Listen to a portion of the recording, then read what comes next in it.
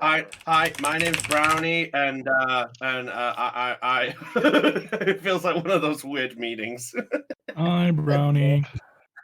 One of those meetings. Yeah, it has been 5 The years. anonymous meetings. It has been 5 years since my last mistake live on stream. Okay. Anyway, sorry, I had to make some humor to start this off. I had to. I'm sorry. Anyway, ladies and gentlemen, welcome to Perception Check. You must have rolled pretty high to find our quiet little stream.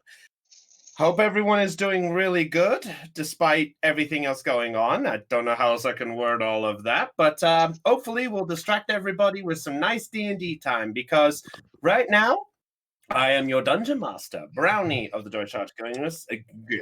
What happened to my tongue there? It suddenly went glums.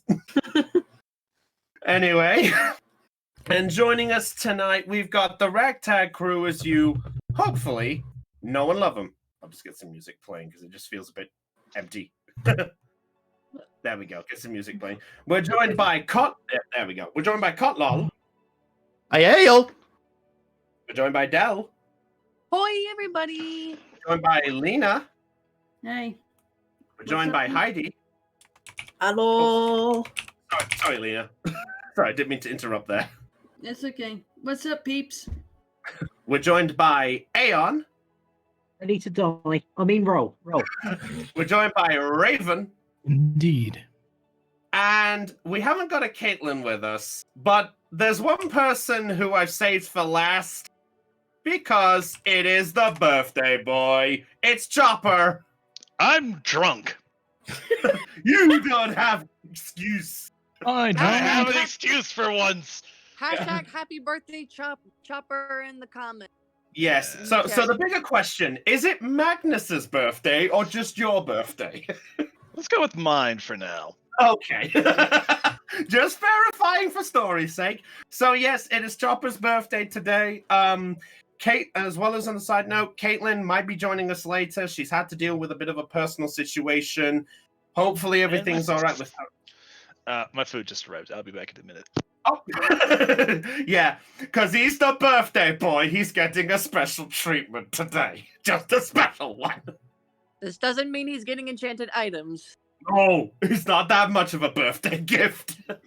Well, yeah, that'd be some birthday gift. Works like the Tooth Fairy. He just suddenly looks under a pebble. Oh my god, the deck of many things. Oh no!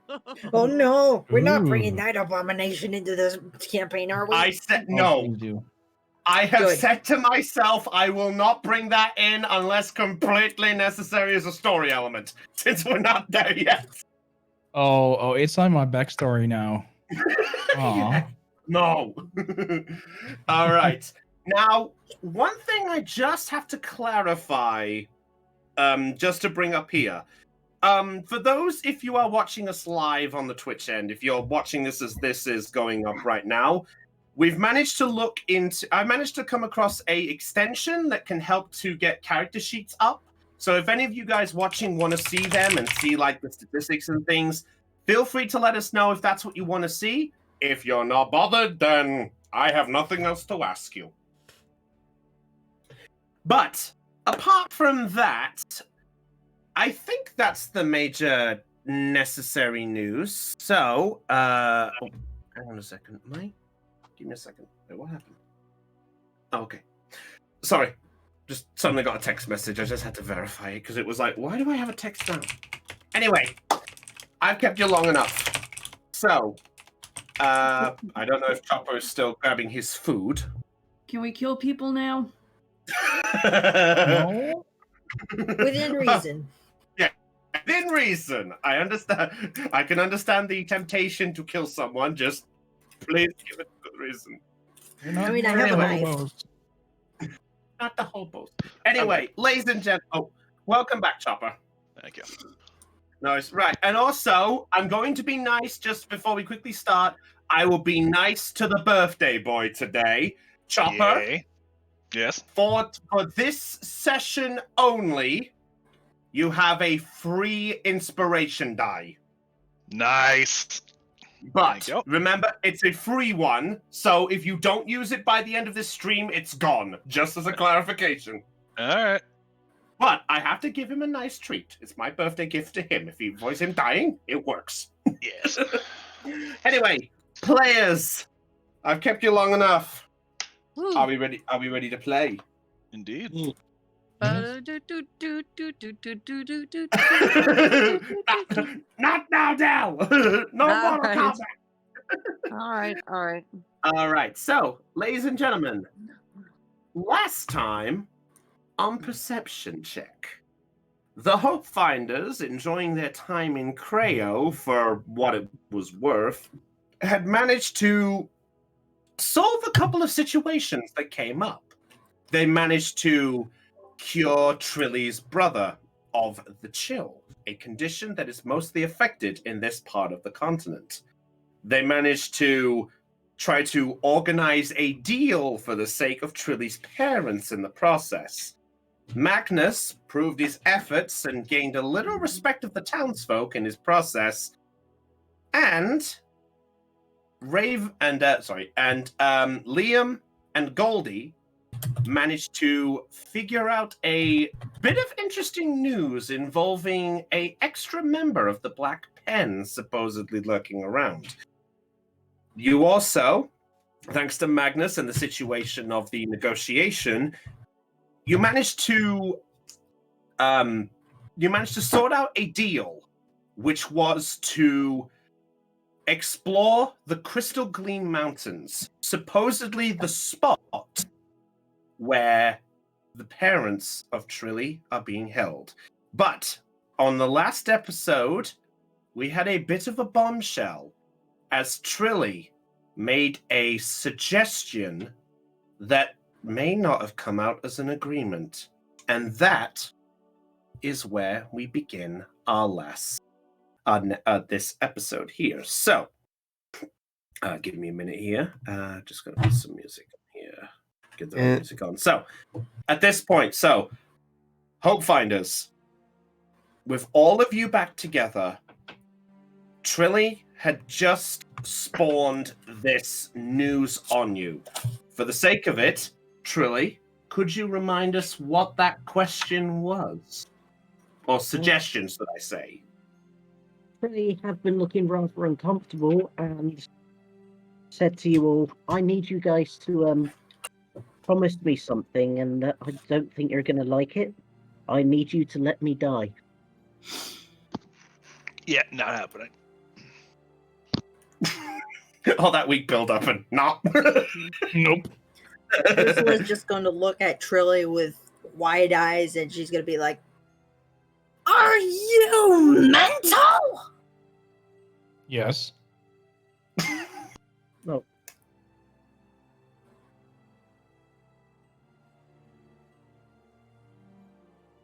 Okay. All right. Well, that much. Okay. Explain to us then why we should allow you to do this. Hang on, that might have come out a bit wrong. I mean, sorry. I mean, if I die, I need you to let me stay dead. Why? Well, like I say, Queen Tanya visited me in a dream the other night. She confirmed that everything Diction said was true. My life, my blood awakens this dragon. That doesn't. Sorry. No, go on, Zellian. That just because your blood is needed, that doesn't mean you have to die, right? Well, Trip, Goldie, Liam, you were in the throne room with him. Did he sound like he was lying to you? Well, it's really hard to get through pathological liars, so I'm not sure. Goldie sort of. Oh, sorry, caught you first. Oh, sorry, Trip, you first. No, must turn me on the voice mod. Oh. I don't know. I wasn't paying attention if you were sincere or not. Goldie sort of just looks over and just goes, well, I'm the one who was the closest, and the weirdest thing is I don't think he would lie, but I think the biggest thing that would give me a curiosity is why on earth would he tell us this, though? I mean, if you're going to acquire something, isn't it better to do that whole sort of sneak around and do what you gotta do instead of just blurting out? It's like what type of villain blurts out their plan to the good guys? A bad Someone one. insane. Someone insane.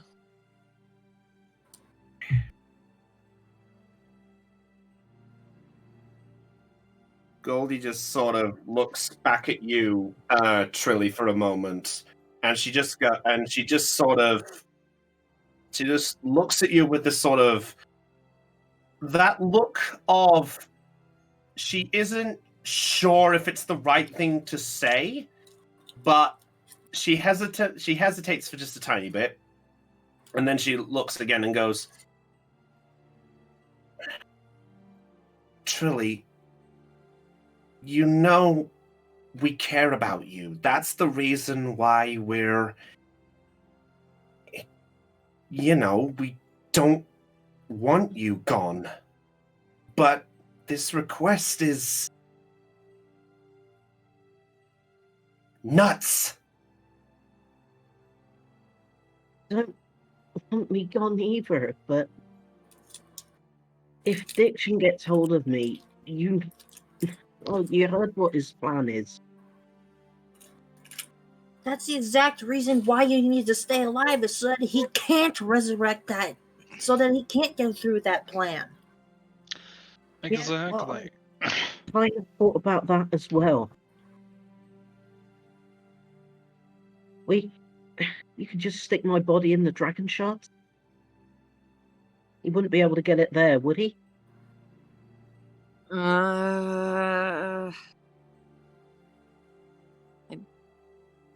Would you be able to survive that, though? Without food or water?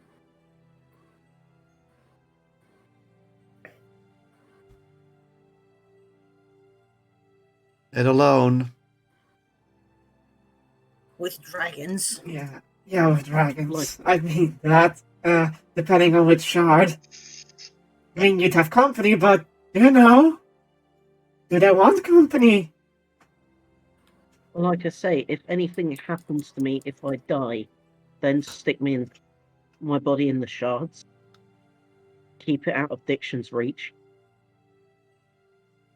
But that doesn't explain why you need to stay dead. Why you need to stay dead if you do, it just doesn't make sense. He's a necromancer. If he gets hold of me, he'll just bring me back. And then we've got dragon troubles to deal with. Fair enough point, but Ursula just turns away. Yeah, But then it makes even less sense to keep you dead. We could just revive you, and you wouldn't need to be necromanced back to life.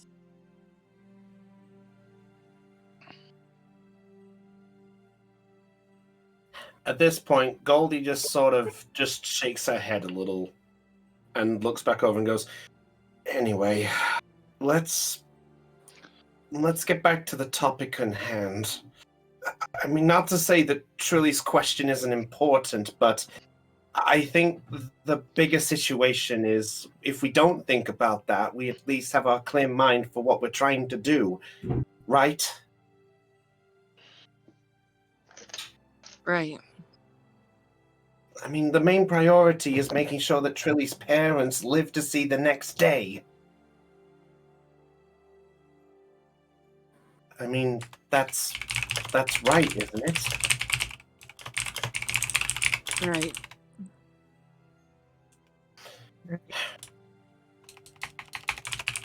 at this point, a familiar sight comes to all of you. Coming up towards you is the male dwarven figure of Mayor Argano. He makes his way towards you all, sort of dressed up quite nicely. It's like he's getting ready for the day ceremony, because right now it is still the morning of the second day of the Festive of the Fist. Right.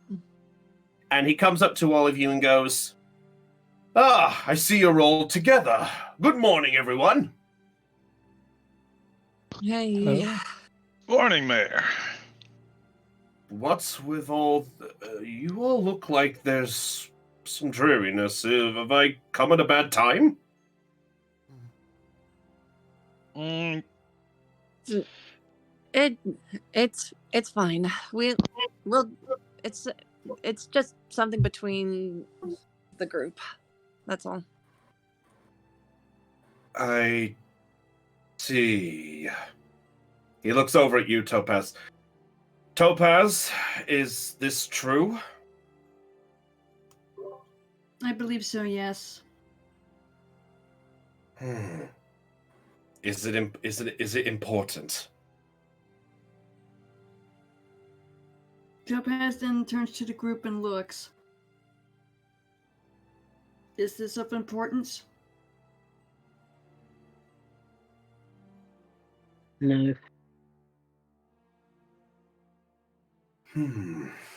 Well, very well. Anyway, I came just to verify what exactly is happening for today. I mean, we left it on the late end of making sure the plan. I just wanted to make sure that everybody was aware of what was going on. And since you're all together, I figured this was easier.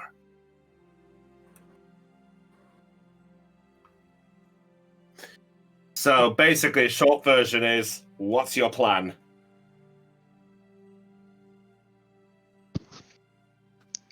well, Magnus is going to participate in the second day of the Fist anyway, so. Okay, so Magnus is doing that. Okay, what's everybody else doing? Or is everyone doing prep or taking easy? I just need to know what's going on so we can verify details. I'm just going to go to the shops while they're still open so that I can get the items that I need for the teleportation circle spell. Oh, okay. All right, that's fine. Okay, everybody else, is anybody doing anything else specifically, or... Trip is gonna vomit, remember? Oh yeah, Trip's gonna try to get that shot out. I forgot. Somebody get the epicac! Anyone know what the D&D equivalent is? Hey, I did my good deed for the day. I made you laugh. Yay!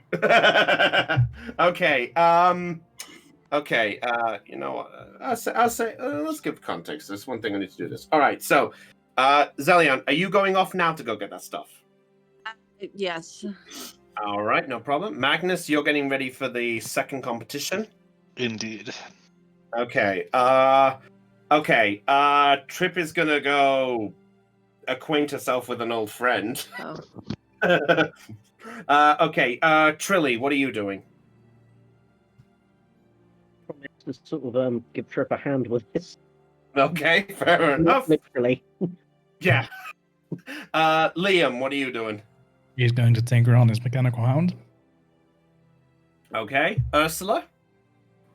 I'm debating between going with Zelion or sticking around with Liam. Okay. Topaz, what are you doing? I believe I'm going to prepare for tomorrow. Oh, you're getting ready. You're getting ready for the hike up. All right, that's fair enough. All right. Mm-hmm. Okay. You know what? You know what? I'll say. You know what? I'll see what goal. I'll figure out what goal is. We'll give her some time and see if she'll show up. All right.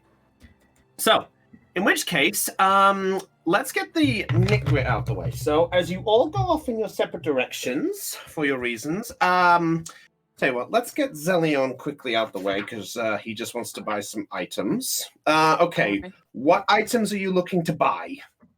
Okay. Well, I'm just right now I'm just looking for rare chalks and inks infused with precious gems worth 50 GP for the teleportation circle spell. 50. So you're looking for a 50. You're looking for a 50 gold worth of basically gem encrusted something. Yeah. Yes. Chalks and inks. That's Chalks and inks as well. Okay. that's what the component. No, that's what the component for the teleportation circle is. Rare chalks and inks infused with precious gems worth 50 GP. Right. Okay. Sorry, had to verify that. Okay. Let's see. Chalk. Oh my god, is that really how much chalk is? Okay. Gem encrusted, and you're looking for ink as well, yeah? Yeah. Yes. Okay. So I'll say if you're looking for a amount to make a teleportation circle, one good amount of each is going to run you 15 gold for each use. 15 gold. Yep. It's 10 15 gold. It's 10 gold for the ink, and a chalk is normally a copper, but you're looking for a gem. You're looking for infused with gem, so it's got to be special. Oh, all right. So 15 for the chalk and ink combined. Yes. And it's 15 per ones. Yes. Yeah. Basically, I'll say for the teleportation circle, I'll be fair enough. The 15 gold will get you 2 uses of the circle, but after the second use, you'll have run out of the components. Oh, all right. Wait, hold on. Question: does your teleportation use the materials? Yes, it says that the spell consumes it. Okay, yeah. Then 2 uses. That is house rule here. Oh. So make a note of that. Oh. All right. And Okay. I think I'll buy 3 of them. 3. Okay, so 45 gold if that's what you're doing. So that means you got 6 uses. Okay. Okay. 6 uses for 6 uses. Yes. Okay. Okay. So Topaz, what are you doing to prepare for the next day? Oh wait. How much gold did I pay? 45. Okay, 45 gold and Yep. Okay, that's taken care of. All right. So Topaz, what are you doing to prepare for the next day?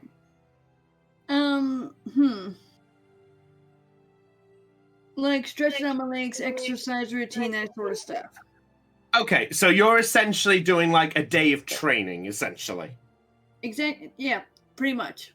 Okay, that's fair enough. Yep. All right. I'll say you're able to do that. Suppose I'll ask: are you doing this by yourself, or are you going to look for Deezen to help you? Probably gonna look for Deezen for a training partner. Okay. I'll say you at least know Creo enough. I'll say you're able to at least find him. That's so. You know what? Yeah. You know what? Do a favor for me. Make a. Let's have a look. What do I have a look? Make an athletics check for me. Just make an athletics check.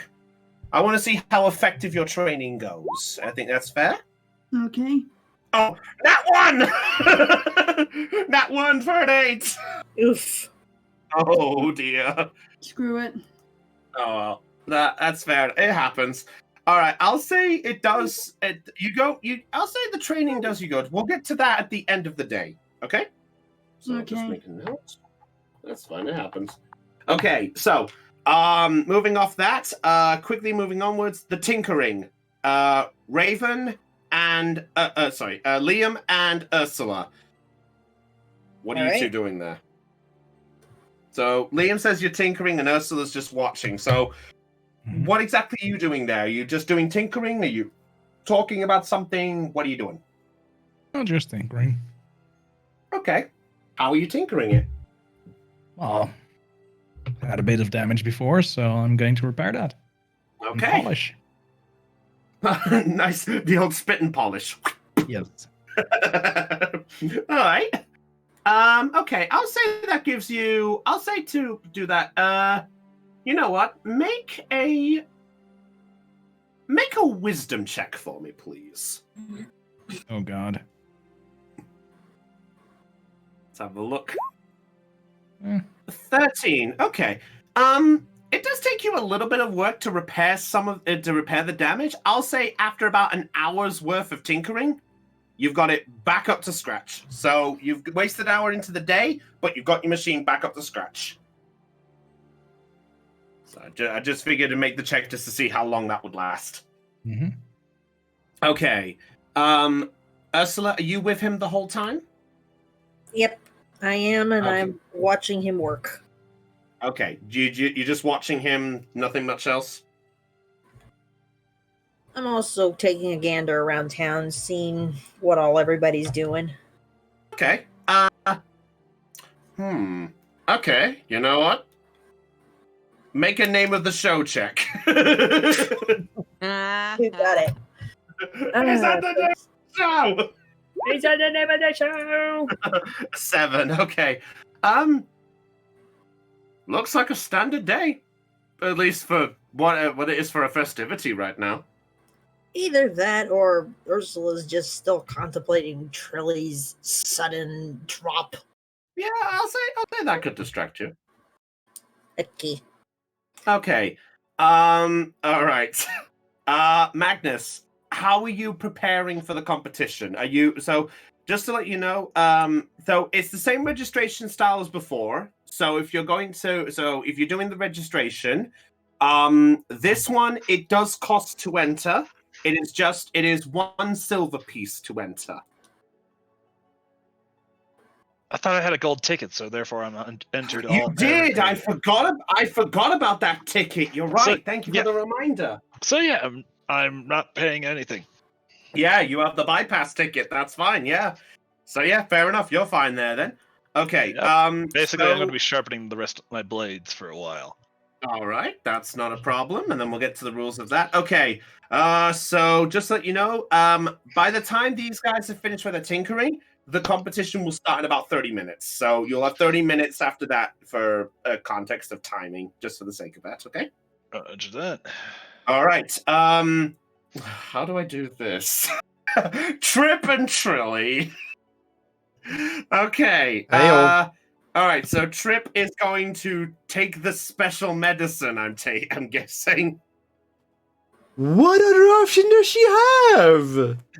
That's a fair point. All right. Trilly. I still say Magnus's cooking might do it better. We're not that desperate yet. Okay. Trilly, how are you helping this, by the way? I guess Madam Fingers said we had to work out sort of the right amount to take, so I guess I'm helping with that. Okay. Make a medicine check for me. Okie dokie.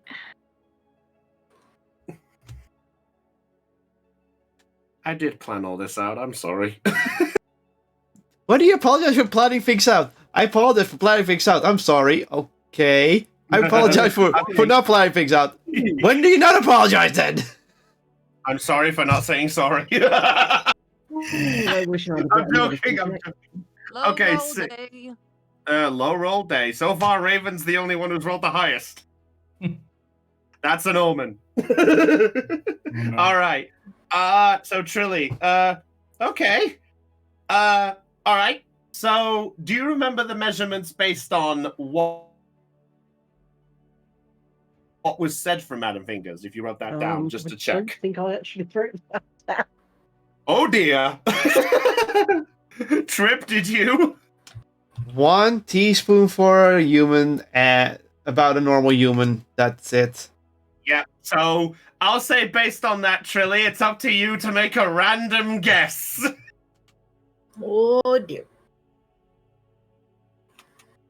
More can have unexpected consequences. The average human is about 5 foot something. She's a 7 foot something furbolg. 1.5.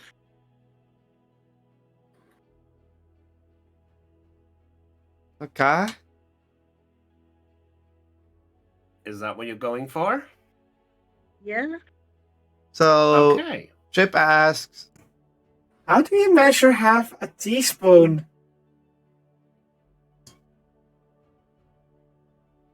Round it up to 2. Let's start with 1. Thanks. You're not going to get much help, are you? Oh, no. I've been waiting for this all week. These things. Oh, We only have 1 spoon anyway, so let's start with 1. Okay. So you're gonna take one. You're gonna take one to start with. yes.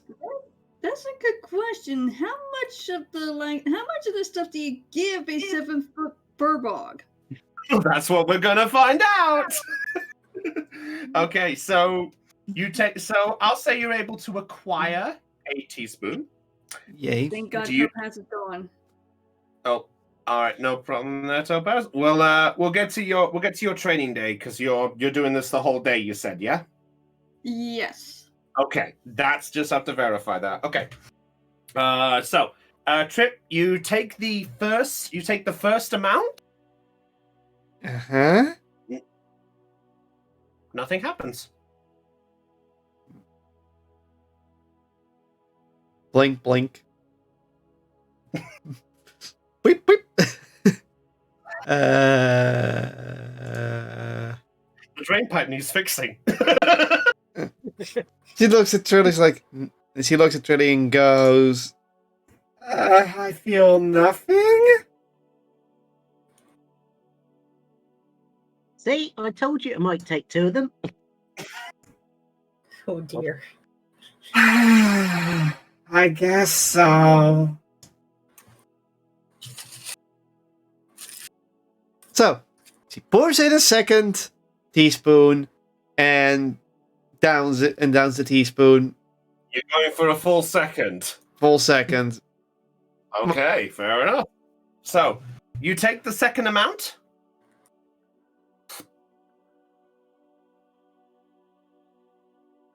Nothing happens. Hmm.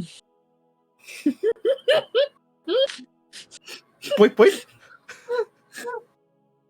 Did Madam Fingers write any kind of instruction on the bottle? You can make a check on it if you want. No. Where Go am I even ahead. thinking of that now? It's up to you if you want to make the check. What would I be rolling for that? Perception to have a look. Magnus's cooking is starting to look better and better, isn't it? For instant flavor, drip this onto a local salad. Natural 20! Nice. On the name of the show! That's the name of the show! No, on the name. Okay. Trilly, you look on the bottle. There is a label. And there is actually a small writing on the bottom. You got the natural 20, which actually means I can give you the full details of it. On it, it says, warning, do not overdose on this concoction. Excess use will lead to fatigue, vomiting, exhaustion, and a lack of inner strength. Beware the fine print. Yep. And there is a fine print that actually does say, for beings that are taller, you read it through, there is, for humans, take one normal teaspoon. For smaller, you take a small shot. For a taller creature, you need to take two tablespoons. Oh. Tablespoons. We were using teaspoons. Mm-hmm. Yeah. Because you got the natural 20. Because you got the natural 20, you managed to find out what you needed. No wonder she's called Madam Fingers. She must be really dexterous to write that small. Well, good news. You haven't taken too much. The bad news is we need a bigger spoon. We're gonna need a bigger bottle. Uh-huh. We're gonna need a bigger boat. Thank you. Okay then. The question is, do you know how many teaspoons go into a tablespoon? Google it. 3. Isn't it 2? I hope people paid attention in math. Yay. It's 2, isn't it? No, there's 3. 3 teaspoons in a tablespoon. Damn. You were close. I didn't actually know that. Trilly was going to acquire a tablespoon and then find some like water and measure. Work it out. Trip is just Oh, watching this is like, eh?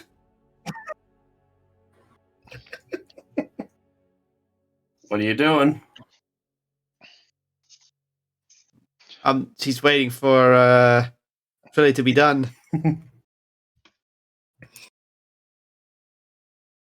What are you doing, Trilly? Are you looking for the spoon, or are you just doing that? As you said, the spoon in the water.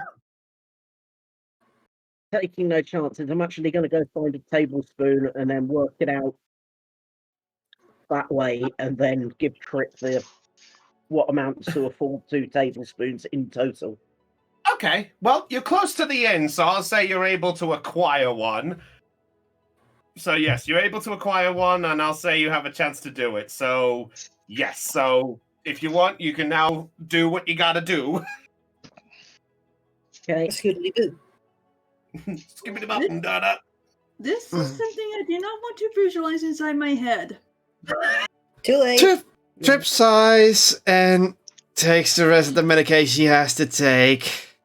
Okay, Yeah. because you've got because of that, and you managed to find out, I'll say you're able to take the amount. As soon as you take the last little bit, a moment, 2 moments, an even longer moment. Nothing happens. Oh no.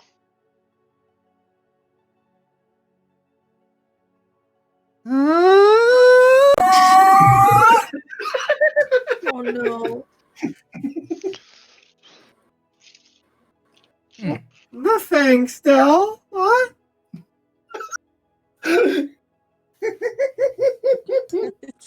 I'm sorry. You know what? In case this stuff has got some sort of delay to it, you know what? Pretty's just going to hand Trip the bucket and take a step back. Did I miss it? Nope, not yet. Nope. Oh, Okay, your short okay. version is they're taking the amount and nothing's happened yet. Okay, well, I'm gonna go on definite. Please let me know when it's over. Okay, she doesn't want to hear it. Fair enough. Okay. So you hand the bucket. How long Tip. do you wait?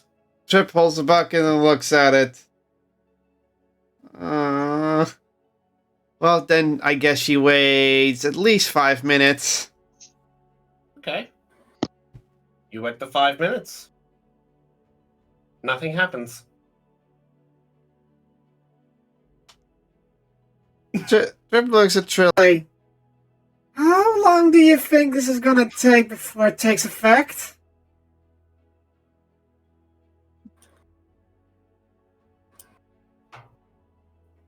Fingers sort of gave the impression it wouldn't take that long. Unfortunately, none of you acquired exactly how long that would take. Plus, she did tell you that she never practiced on anything bigger or furbog size exactly. Just verifying that stack, that's all. Do I have to take some water with this? That was Trip asking Trilly. Well, I've never used this stuff before either. Given the list of side effects, I don't really want to recommend taking another one.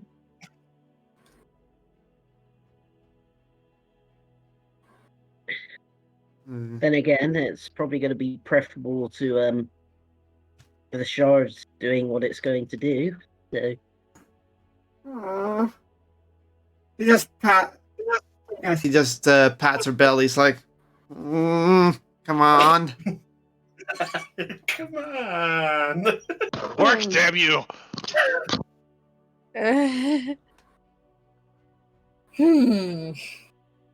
She sighs in defeat and just stares at the bottom of the bucket and goes, The fastest please guide me into this grueling time.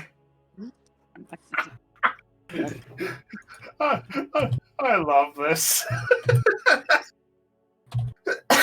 So, Magnus, getting to you.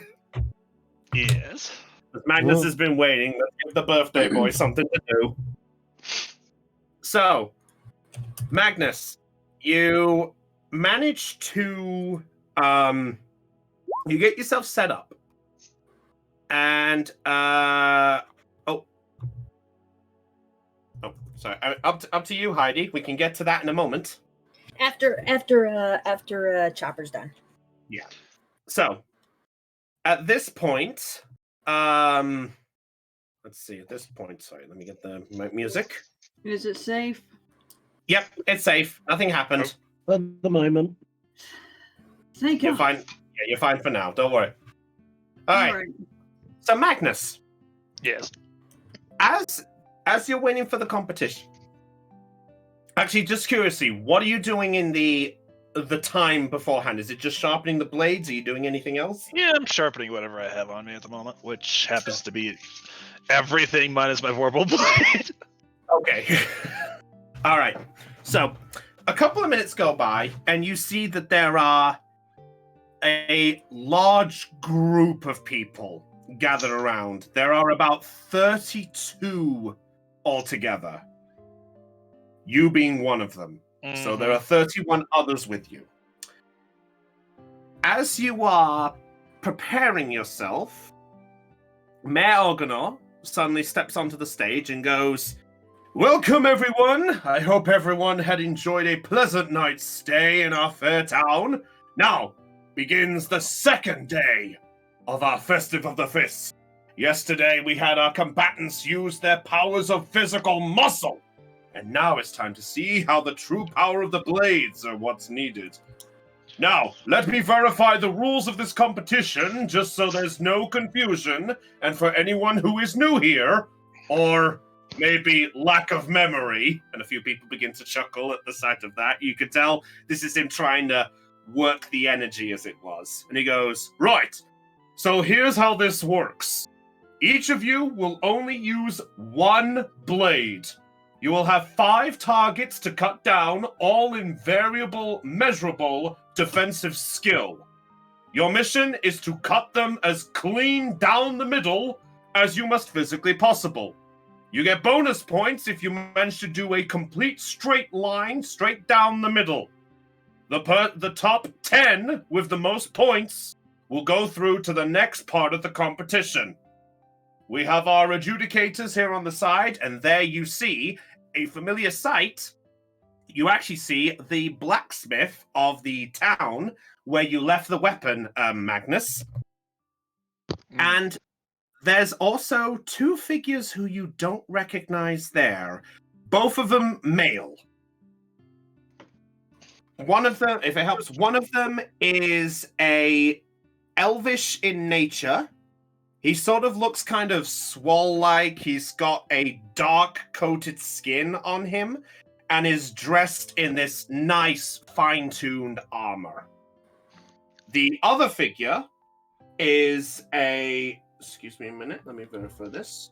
The other figure that you see there is a creature you've not seen before. A creature with large wings. And... You can do a nature check if you want, or you can leave it as a surprise. It's up to you. No, let's leave it as a surprise. Okay. In that case, I'll tell you that the figure is wearing a mask, but you basically see a large set of wings.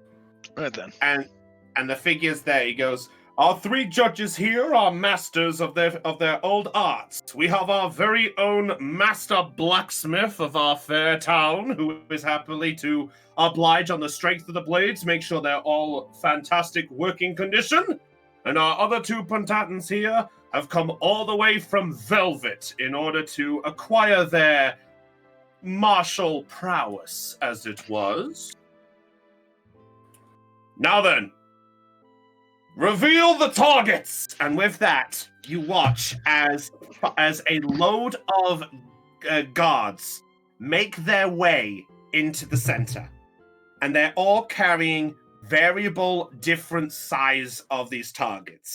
The first two are like standard stuff that you have seen yourself in like training sort of camps and stuff like that. The other three look a little bit more bulky. In fact, the third figure, the third one that's brought out, is actually familiar. It looks like you may have encountered something like this before. An enchanted armor, aka the thing that came to life when you ventured into that mansion. Oh boy. Yeah, I brought one of them back. Now, our 5 targets here are all ranging in their different styles, and each of you will do 1 strike against each target. If you fail to break the targets, you will be instantly ending your run. Is everyone clear on the rules? Mm-hmm. Yeah. You hear like a lot of yays and says, and then one of them raises up their hand in the process and goes, a question? Yes. And you look and you see this gnome-like figure who is officially holding probably a sword that is about half his size. So compared to your size, it's almost like a dagger. It's teeny tiny. He actually puts his hand up and goes, just a question. Are they all the same strength for everybody? Yep. They are all the same for everyone. No benefits, no changes, no nothing. And no enhancements. So that basically means if you have a weapon that's been enchanted or enhanced in some way, you may or may not be able to use it depending on preference. Right then. So that's the heads up there. All right, so I'm going to get my music on here. Give me a second. What music do I want? Do I want some fun times? Okay. Wow, you really think I would have done better with this? I'm so sorry. You're good. There we go. All right. So that is the context of the competition. So we'll get to your competition in just a moment because there is a drawing to take place with the numbers. So, Magnus, I need you to roll. Let's have a look. Roll 2 d20s for me, please. So 2 straight d20s? 20s, no bonuses. Oh, you've got to be fucking kidding me. 16. Okay. So you basically pull that out and goes, Magnus. Let me double check my sheet here. Okay, yeah. So at this point, the figure goes, you pull it out, and the piece of paper you have written on there is you are going 7th. Okay. I was putting you towards the earlier end of the lot. So basically, depending on the number, you were in the earlier half. So it goes, you are 7th. It goes, so you are going 7th, Magnus. Be sure to keep your blade and make sure you go visit our blacksmith thing to verify and give your blade the check to know which one you're going with. Very well. All right. So is that what you're going to go do? Yep. I already know which one I'm going to go with anyway. All right. Which blade are you going to use? Or which blade are you showing? Well, that +2 longsword. +2 longsword. Okay. He looks it over. This has been kind of enhanced a little bit. I can tell.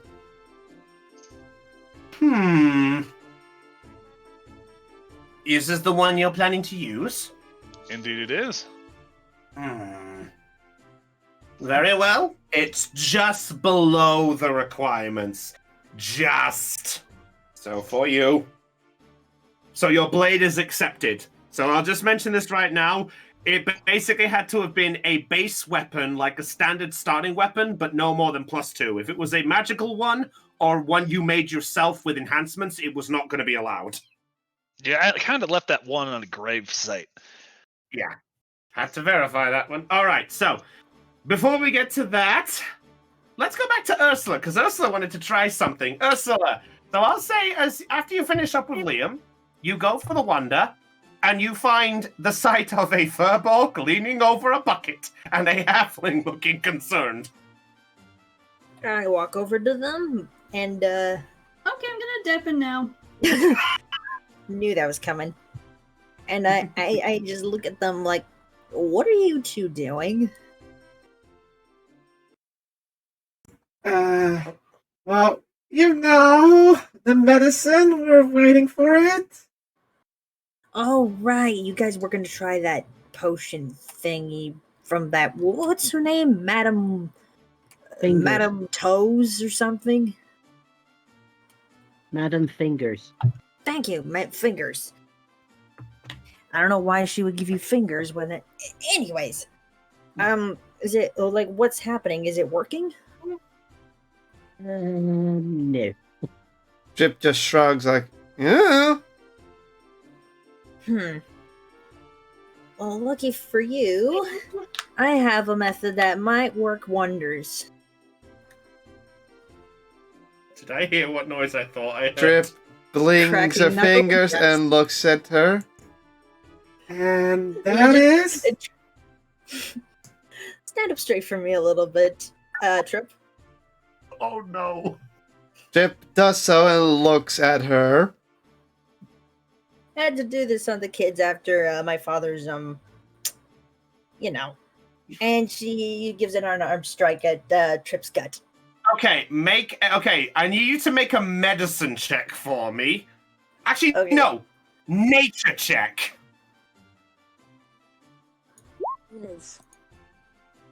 Okay, what's the number? 11. 11. Okay. You hung around Trip for a while, but you aren't sure exactly where the stomach is on a furbolg. You go for a strike, and you essentially punch her kidney instead. Armor class?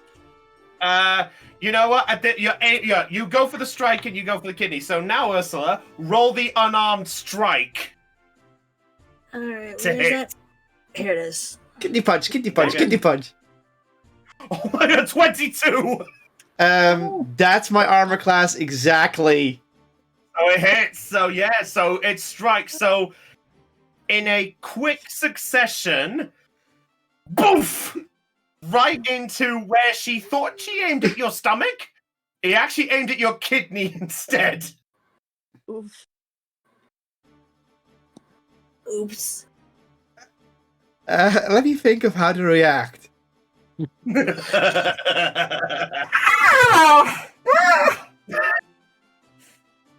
That didn't feel like the stomach!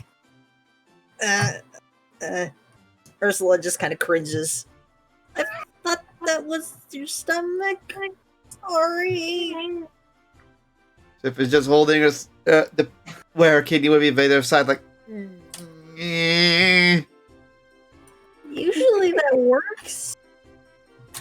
By the way, at this point, Trip, you do take you did an unarmed strike, so that is 1 point of damage to you. So just as I mentioned, you took 1 point of damage.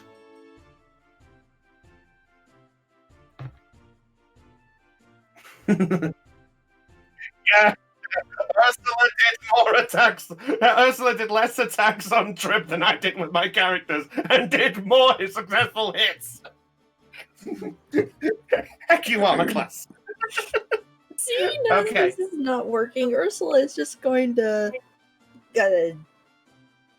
step back and be like, I'll just be over here then. if you need me for any sort of reason other than medicinal purposes, yeah. Bye. And she runs off.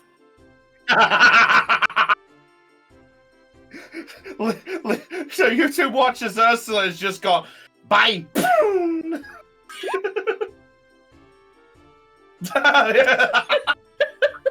on. That would have been awkward. Stunning strike. Boom. Ugh. Timber. Okay. Hey, so that happened. I'm fine. So hard.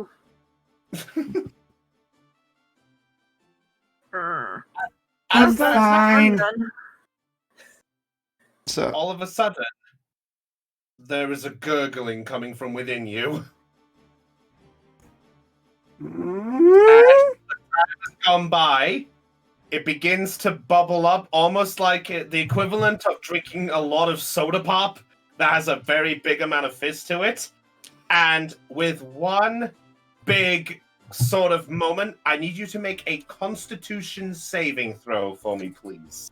I had a feeling it was going to be Constitution. Really would Yeah. like to save this place in the room, which is behind Trip.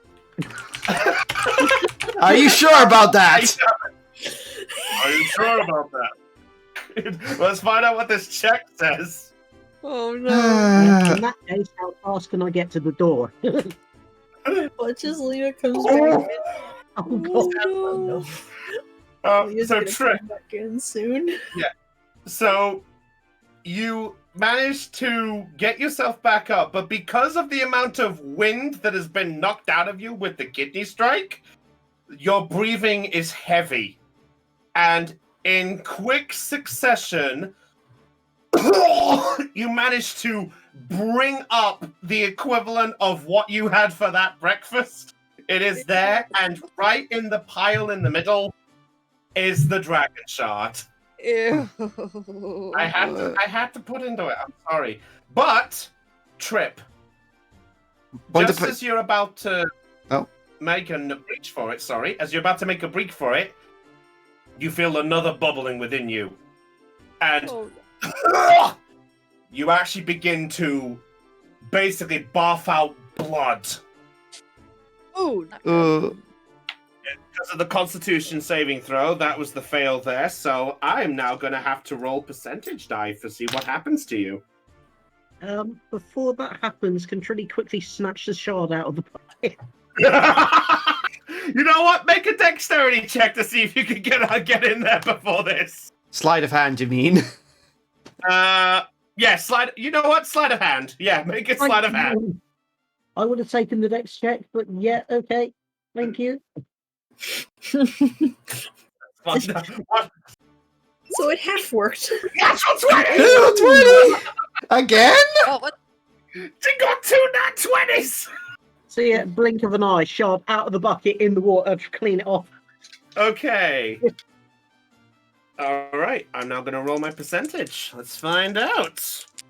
So it half worked. That is... Really? Ooh, okay. Interesting. Oh no. Okay. What? You're worried when the DM says interesting? Like, oh no, that can be, that is very worrying because that can mean anything. Yeah. Oh no. Calm down, Knuckles. All right, so you bring out the blood. You feel your body feeling weak. It's like what got coughed out of you was more than just like blood. You feel like you lost a lot of energy from that. And Oh. though not as severe, you have in fact, you are very lucky because if you took the wrong amount, this would have been a lot worse. You suffer 2 points of exhaustion. 2! 2 points of exhaustion. That's fine. If you failed it, it would have been 3. Mm-hmm. And just for verification, so everyone is aware on the exhaustion factor, there is some consequence to this, just in case anyone wonders. Let me get my proper list. I got it here. Okay, yeah. Ooh. So do you want to say what your consequence is? Disability and ability checks and speed halved. That's so essentially she's not moving really quickly. That's the short version. However, in fact, it would have been even worse because if it would have been the 3, it would have been disadvantage on attack rolls and saving throws. Mm-hmm. And most people classify 3 as the worst one, besides 6, which is. I find 4 also pretty bad. Hit point maximum halved. Oh, and 5, you can't move. You can't make a move, which is your fault. All right, so at that point, Trilly, you look and you see Trip just fall to the ground, just completely like really heavy breathing, blood smeared around the face a little bit from being flung out of her mouth. Ew. And she's basically there, just the bucket has fallen on the ground, and it's just, let's put it this way, it doesn't look pretty. And that's why I said don't be behind her. You got very lucky on that check, just for the record. Because if you did roll it, because I'll say right now, if you rolled a 20 or less, it would have actually been a lot worse. Not gonna lie. I might have to show my list afterwards, possibly. Oh. Or I'll keep it a surprise in case this happens again. All right. So, what are you two doing in this process? Are you doing anything else, or are you just being left there? Trip is just gonna go, I'm gonna lay down. I think Trilly's first priority is if the bucket's fallen over, pick it up. So it's not making any worse of a mess. Second is going to be grabbing some kind of cloth or something and just dashing over to Trip's side and trying to help. Okay, yeah. It takes a big effort. Make a strength check. Because you are a halfling trying to lift up a furbolg a bit. I didn't mean, no, sorry, not necessarily lift her up. I mean help sort of clean her up a bit. Okay, yeah, that's fine. That's perfectly Yeah. fine. I'm not going to, no way am I lifting a furbolg. Be like one of those cartoon skits where the mouse lifts up the heavy load and bonk. 8 in strength. Honestly, it would have been funny if she got a net 20 and was able to, like, woof.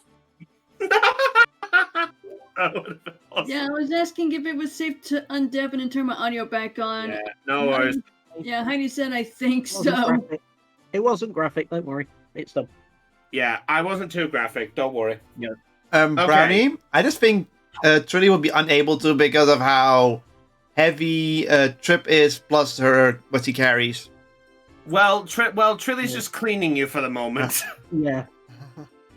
Just getting the worst of the blood off, basically. Yeah. Yeah, she just like, I'm gonna be in my room for a bit. I'm gonna lay down. Can I say It something? is your room. Can I say something to the DM, please? What are you wanting to say? What I wanted to say is blood, guts, and gore I can handle. Seeing someone puke their guts up, no. I gathered. Sorry. All right, so Trilly. Yeah, it's all right. Don't worry, Elena. So Trilly, you watch as Trip gets herself up and very slowly begins to start edging her way back to the inn. Well, we're not at the inn. You were close to it. Unless, Yeah. well, you went to go acquire the tablespoon, but I don't know if Trip followed you in, so that's why. He didn't. She was still outside because he didn't want to stank up the place. Stank. That's fair enough. Mhm. Okay. Yeah, Trilly's just going to try and sort of help guide us back in, keeping a hand on the dragon shard. Okay. That's fine. And finally, when Trip gets to the room, she just flops onto the bed, face first, and she's like, That's perfectly fine. All right. Okay, so Magnus, we're now going to get to you. You've been waiting patiently. Let's get to you now. All right. So I will say, is anyone else coming back to the center square at this point, or is Magnus just all on his own at this point? well, Trip is staying in bed because she feels horrible. Okay. But I was asking, has Basically, anybody... Yeah, has anybody come back? Sorry, I didn't hear anything. Yeah, Oh. he cut out for me. Sorry, my apologies. All right, basically I said, before we get to Magnus, is anybody coming back to the center square at this point, or is everyone doing other things? Yeah, fine. I'll support him. I'm just gonna be wandering around town. All right. Okay, Topaz is still doing her training, which we will get to that. All right, so Magnus. So Liam, as you make your way there, you actually begin to see the start of the competition. The competitors are beginning to slice through the targets right in front of you. There are a lot who can't seem to make it past the third target. Oh boy. So you watch as they go, and you see a couple of them. They're sort of getting out like makeshift tape measures and things. They look like it looks like they've had a tailor just give them one. So they've done that, and there's a few that are like, "Is this straight? Is this not?" and such. And then at this point, next combatant, Magnus. Magnus draws his sword and walks up. All right. Yay. So, Magnus, you managed to hear just about the crowd. You can hear Liam just giving you this faint yay. Just imagine him sort of like the cheerleader form of the genie. Jafar. He's You know what? I think I'll meander my way over to the center square as well. See what's going on. All right. So, Ursula, you get over just as you see Magnus take the center ring. So, just to verify the scene, just to bear this out, there is now a large circle, which is about the equivalent of maybe like 3 times the size of a sumo size pit. You know those rings that the sumos are fighting? It's about 3 times bigger than that. Mhm. And the 5 targets are sat in a line going from one end of the circle to the other. So when you walk up, you have to walk basically past the small sort of cluster of people up the small path and into the ring by sort of going over like these sandbags. It's basically like this ring is made for more, but they did sandbags to mark off the ring. So, and at this point, Magnus, you see there the 3 judges once again, and you see the creature that you couldn't recognize. He gets up and walks up to you and stands in front of you. And based on the competition, you've seen that he's done this with all of them, and now you get a good listen to what he does. He goes up and goes, "All right, so you are the next combatant, I presume?" I am. "Very well. Do you understand the rules of the competition?" Cut everything in half. "A simple explanation." "Good. Now, just remember, you get 1 strike on each target. You have to move to you start at the weakest, and you move to the strongest, and only if we give the clear do you get to move on. Do you understand?" Very well. Now then, no enhancements, no trickery, no cheating, and if we find anyone is helping you or influencing these cuts in any way, you will be disqualified. Just be aware of that. Do you understand? Yes. Very well. In which case, Magnus, take to the first target. And there you see, unfortunately, I didn't get time to make this, which I feel really bad on. I wish I did. All right, so you see now these 5 targets close up, and I can give you the description of the targets you see. The first one is a standard archery target. A nice, simple archery style target. The one next to it, you see what looks like a training dummy wearing the equivalent of like iron metallic armor. The one next to that, the third one, is the similar body style that you had met before of the enchanted magical armor style. The one after that, you see what looks like a incredibly sturdy piece of metal, just basically dangling off a hook like a piñata. And then the last one on the end of it, you see what looks like another armor, but something about it just gives off a more sturdier approach.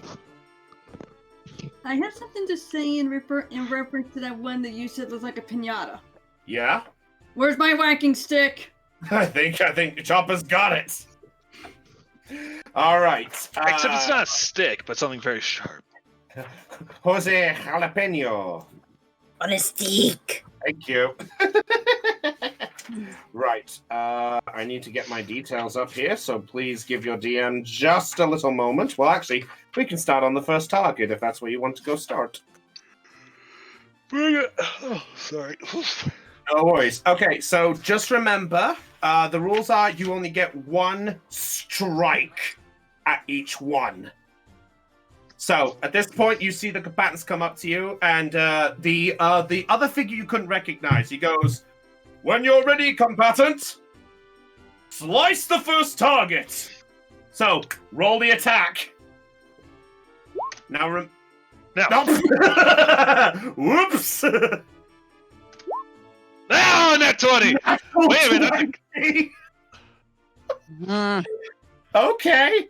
That's a It's a 29. little too convenient.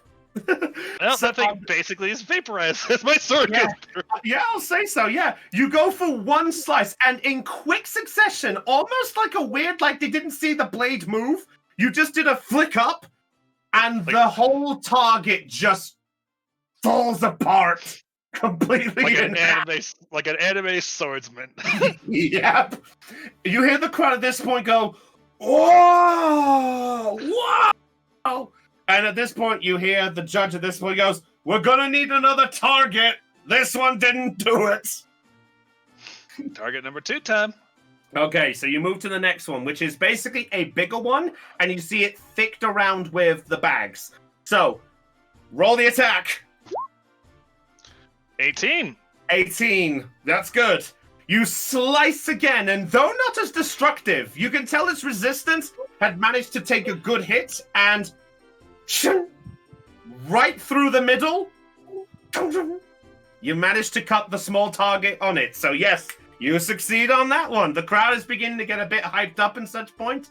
Liam and Ursula, you begin to see the crowd sort of beginning to murmur a bit, and you see a few people like taking bets on the side as if to, and you actually hear one of them go, "They won't get past this one. No one's got past this one."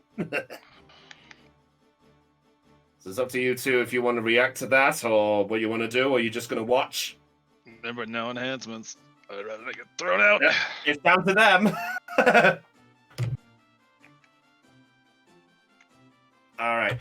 Well, I assume the silence means nothing, so I guess we'll move it. So now, Magnus, you stand in front of the next target, and you get the similar presence that this is very similar to the armor that you fought back at the mansion. Of course, I was a lot weaker back then. You were. All right. Roll the attack. Oh! Natural 20 again? And it's a crit, so it's gone. Yeah, fair enough. Yeah. Yes. All right. How do you want to cut this? Directly in half. I just want them to fall to either side. Fair enough. Oh, Brownie. Yes. I was wrong about what I was supposed to be rolling. It's not a 9, it's a 10. What? My plus So 2 longsword. That's 30, 19, and a 30 again. Bloody Yes. hell. And I'm fixing it. He's supposed to be rolling a +10, not +9. For anyone that wants proof, Let me have a quick look. Let's have a look. +2 longsword, +10. I'm watching his thing. Yeah, longsword +2. Yeah, it is a 10. Fair enough. Okay, I believe him. It's a proof. All right, you slice through, and you watch as the armor just completely cuts in half. You hear the crowd like, "No way! What the fuck?" And at this point, you hear people banging a bit on the side. They're like, "Oh, come on, not fair." Well, someone's rich. In fact, Liam, Ursula, you look and you see a nobleman who's just standing at the side going, "This is outrageous! I could not lose any of my profits because of..." You know how Magnus how Magnus now feels. God damn it! You're making me take another shot, aren't you? For those 20s. Okay, so now you move to the fourth target. You see the judges are now looking over at this curious look, like interesting. And now the metal you see before you see a thick, dark, blue, blackish metal. It's sort of hanging like a piñata. I'd say it's like a piñata, but another way to describe it, it's like one of those meats you see on hooks. Yes. Yeah, it's kind of like hanging like that. And it's basically hanging by a small string. And in fact, as you get closer, you can also hear this, like the metal itself is weighing down the rope. All right, I'm going to cut it in half. All right, you're going for the half. All right, roll. Oh! What? 3 natural 20s? What? I'm kind of happy right now. Can I test real quick? You want to make sure it's not rigged? Yeah. Go ahead. Go ahead. It's not rigged. That's not rigged. That is ridiculous. So, That's the most nat 20s I've rolled in a single time. Can I say something? Reminds me of my Friday session, where I kept rolling natural ones as the enemies. And also on my percentage die, I rolled the same percentage twice in a session. Yep. I think he Which you just have a has 1%. Which you have a 1% chance of doing. Happy birthday to me. So yeah, you slice straight through that metal, and you hear everyone like, "What the fuck?" And you actually hear like one of the guards go, "No one's been able to cut through obsidian before." I'm just that good. Alright, so how many more targets do I have left? You have one final target. So you see standing before you, similar to the third one, you see this gem-encrusted, obsidian-plated knight.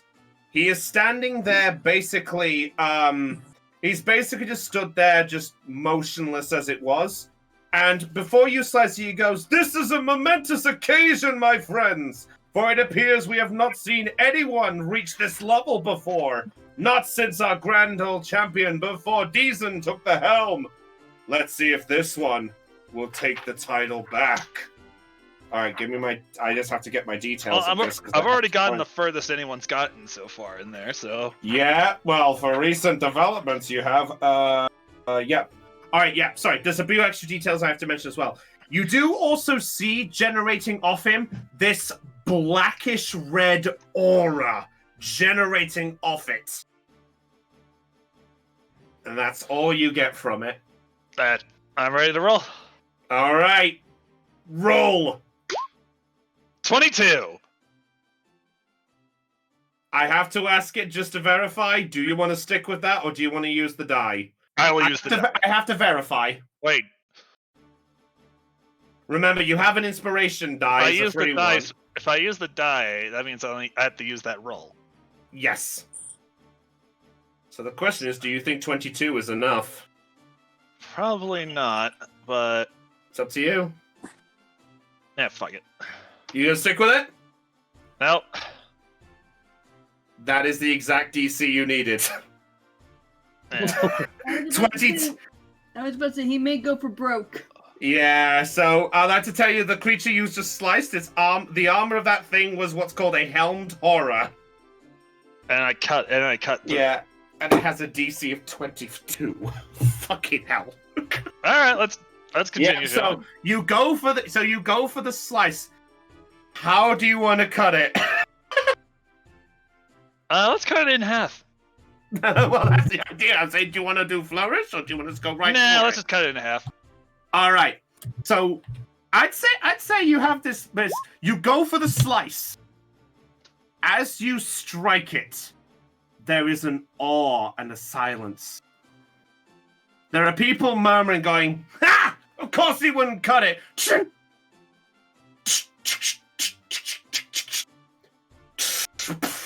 And the armor falls completely in half, and you hear everyone go like, "No way! What the fuck?" And even the nobleman at this point goes, "That's preposterous! Nah, nah!" And he throws his bag of gold right to the side, like, "That's what the ah!" And he walks off. Well, he definitely lost a lot of money just now. Go on, Ursula, make a sleight of hand. Yeah, wrong. I have a question regarding that nobleman. Yeah. Was he a sore loser? Yes. Okay, I decided. Well, let me just see if anyone beats Ursula. Okay. I would like to thank the fez I am wearing for helping me out. Okay, Ursula. Mm. The moment no one is looking, you manage to swipe the bag. Yes. Just about. Ursula, do you check the contents? Sure. Okay. And if you think I'm kidding, I'm actually wearing a fez right now. All right. By the way, Liam, just for the record, you're watching this? Are you doing anything in response, or? No. Okay. Well, congratulations, Heidi, because do you check the bag? Yes, I do. Oh, good. Okay, congratulations. You just got yourself 250 gold. Hello. That nobleman was so cocky. In fact, as he's walking away, he's walking past Liam, and you hear, "That was my best armor! No one's supposed to bust through my armors!" Yeah, so Liam, you actually hear that, and you do get a concept that armor was basically his contribution. Great. Well, that sounded expensive. I was weak. So at this point, Fact, if anybody would like to listen. go on. So, obsidian is about half as strong as diamonds. 5.0 on the Mohs scale, so not really all that strong. However, it has almost no crystalline structure, so that means it can have a really fine edge, which makes it really sharp. Perfect for blades or arrowheads. In other words, he essentially just cut through a stronger blade, if you want to call it that. I cut True. through glass, essentially. In one way. Essentially. So as you do that, the crowd in awe goes up, and at this point, the figure with the wings flies up, looks over you in this quick sort of gaze. He comes up to you, and almost like, "That blade isn't enhanced, is it?" It is absolutely not. You can ask your blacksmith. They're the one that let me use it. He looks over and goes, "Yeah, it is a traditional longsword. It's not magically enhanced in any way." He goes, "Can I see that?" Very well. I hold it up. Mhm. Well. Fair enough. Ladies and gentlemen, we have ourselves the first participant to cut down the 5 targets, and as no one has done so for the past 37 years. Ooh. Magnus Ow. lifts up his fist and, like a boxer winning. You hear the crowd. At that point, the crowd at this point, you hear a few of them begin to shout, "Magnus! Magnus! Magnus! Magnus!" At this point, Argono just looks at you from the distance and goes, "What the fucking hell?" First the final He just storms off. And at this point, the figure removes his mask, and you see before you well, the weird thing to describe it is it's not a human face. You see before you what do I describe this as? I'm double checking my notes. Give me a moment. Your DM has partially lost his notes. Uh-oh. I'm a scat man. Bloody hell, where's my details gone? Good Yes. Lord, Chopper. Sorry, I need to get this properly. So you see before you a standard set of eyes, but not so much skin. You see golden feathers decorating his body. What the? You also see a beak cracked in places. Almost like it's sort of the weirdest, like a single touch could break it. You see before you an Aarakocra. Bird people? Not a bird. This one's more of an eagle-like. Damn. Well, yeah. Yeah. So to verify it, Aarakocras are like bird folk, but they essentially you see this one is basically okay, just for the sake of spelling before anyone gets clever with me, because in case anyone is about to type it, there's how you spell it. Aarakocra. And he looks over and goes, "I have not seen anybody with such a strength of the blade in a long time. Tell me, Magnus was your name, right?" Correct. Forgive me. I should properly introduce myself. My name is Silverwing, and I am the battle administrator in the city of Velvet. Ah, wait. Remind me what city we're in again? You're in Creo. Velvet Thank you. is the one further down. Oh shit! Wait a minute. That's the one the other guys. Oh, Yeah. I might have to... Well, I definitely impressed him. That's good. So Silverwing at this point looks over you and goes, "Tell me, have you been a master of the blade for a while?" About 20 years. The fact you stayed hidden, it intrigues me. Well, technically, I'm not from here. I have done a couple of campaigns to help out around here, but I'm not from here. I could tell. I must admit, though, impressive. Thank you. I meant my words that I hadn't seen anyone done this. I've been a judge of these competitions for quite some time. I'm definitely intrigued. But I suggest you realize that sometimes proving your strength just means you're the bigger target sometimes, so just be a little careful with that strength. You wouldn't want to show off to the wrong people. Am I right? I think I know who you're referring to. And he already knows. He actually, and there you see his glove come out forward, and he gives a tap on your shoulder, like a sort of, like that well done type of slap, and he goes, "You're definitely a handful. I look forward to seeing what you do tomorrow." And he then sort of leans back and goes, "Gods, let's get the next target. We need to find a replacement for that armor." And Liam and Ursula, you hear coming from an alleyway, "They have to break my armor!" Bastard. Should have bet on the other person, huh? By the way, that person that was saying that, was that nobleman who threw down that bag of gold that Yes. Like, Yes, that's it. That's the context. So yeah, so Ursula just made 250 gold without doing a single thing, and you're Magnus. getting rich, girl. Being a rogue class really pays off sometimes. It does concerning that, especially because I rolled a 6 on the perception check. Well, did you? Yeah, I rolled a 4 plus 2 just for who was gonna look. All right, but anyway, so Magnus, after you slice that down, you see Silverwing at this point sort of. He sort of ushers you out the ring as if to make way for the other participants, who, as you turn around and see the two who were going to come up next, are just there looking at their blades like, ah!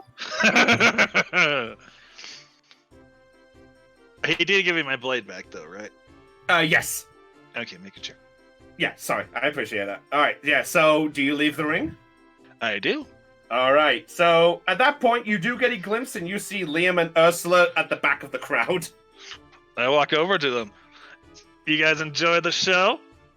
Sure did. And I tossed him the bag of 250 gold. Your payout. Well, thank you. Guy lost a bet, so I swiped it. Well, I'm not the one to say no to money. Well, I will say this: you just threw the nobleman under the bus and drove over him several times. Now I have 650 gold. All right, so just for clarification, Heidi, are you giving him all the 250? Yep. Oh! I may be a rogue, but I'm an honest rogue. That sentence didn't make sense to me. Shut up and just nod and agree. But Magnus, when are you going to do something? Hmm? When's it your turn? Are you drunk? No. I literally just beat the whole thing. Oh, must have missed it. My bad, and I walk off. One of these days, he's gonna get himself stabbed. You're Not by me, telling but by someone else. It's his obsession with his mechanics. I don't understand. Excuse me, sorry. It's all right. Okay. So I'll say the time has gone by. Do the lot of you reconvene at any point, or what's happening, by the way, just while the tournament is still finishing off? I'm just going over to explore the grove. I'm just going over to explore the grove, see what this is about. Okay. Maybe get some. Maybe All some right. this quiet. Okay. That makes sense. Okay, so you're going over there. All right. Trip, are you staying in the room the whole time? He's probably gonna take a nap to at least sleep off some of her exhaustion. All right. Well, in order to get rid of that exhaustion, you are going to have to sleep for 8 hours uninterrupted. She's gonna try. She's going to try. Okay, fair enough. So we'll see what happens. Okay, Trilly, what are you doing? In that case, Trilly's gonna leave the room after hanging a crudely handwritten "Do Not Disturb" sign on the door handle. Are you gonna be like Mr. Smee? Go, Captain. I do want to visit Madam Fingers quickly, but at the moment, I'm still holding the red dragon shard. Oh, you are? Okay. Yeah. All right. Beforehand, Topaz. Let's get to your little training bit. So, I will say that as the tournament is going on, you managed to go through the majority of the training. Something about it really pushed you to go a lot further with the training. And in the process, you actually become fatigued a lot quicker than you usually do. Deezen at this point just sort of looks over you, and he sort of gives the look on you as in to be basically like, "What's pushing you, Topaz? You're not normally this quick."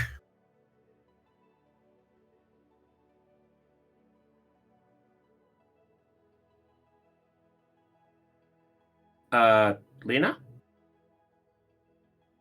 Lena. You're muted.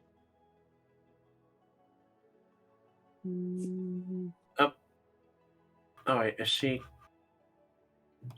gone off again? Okay. No idea about that. All right. Guess we'll come back to Lena. I guess. I was gonna get something with that because you got that at one, so I was gonna do something with that. All right. Zelion. Yes. I will say that with you at the Grove, you make your way there, and Lena came back. I just saw her. All right, we'll sort her out in just a sec. All right. Right. Take care of Zelion first. All right. Okay, so Oh my- Zelion. So Zelion, you make your way to the Grove, and you see a couple of families there, just basically enjoying sort of some of the food that they've acquired for the tournament. You do see a couple of people who you vaguely recognize as some of the people when you had the watch of the other competition the other day. You recognize some of them as some of the arm wrestlers and such. And some of them sort of glance in your direction and then just go back to the food. And essentially, it's just a nice, quiet little spot. There's also a couple of musicians and sort of jugglers who are just basically enjoying themselves a little bit. So, all right. I'm going to approach the musicians. okay. Which one? There is a guy. There is a girl with a lute. There is a guy with a flute, and there is a guy with a set of bongos. Oh boy! All three sound interesting. Interruption. Okay. Yes. Manias has given us 5 birthday biddies. Hey! Happy birthday, Chopper! Happy birthday! Thank you. I could sing a happy birthday, but I don't want to get in trouble. We'll save that for later. All right. I don't. Okay. I'm going to approach the girl with the lute. The girl with the lute. Okay. So you go up to this girl with the lute, who is a black long-haired human with a sort of elegant style looking a attire. She looks like she is the type who, to give a context, she looks like the type who is more dressed like a belly dancer. Huh. And she's there with the lute, and she sees you come over and goes, "Oh, hello there, stranger. What can I do for you?" I'm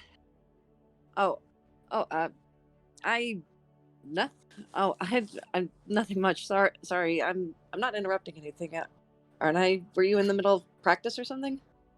Oh, I just finished a show. I was just fine-tuning myself a little bit. I don't think I've ever seen you around here before, at least to my eyes. I only just arrived. I only just arrived with my friends yesterday. Or the day before. Judging from your attire, you appear to be an entertainer. Am I wrong? Nope, you're not wrong at all. I pull out my lute. And my flute. A lute and a flute player. And at that point, the flute player, who sat right next to her, looks over in your direction. And the one you see there, you see a male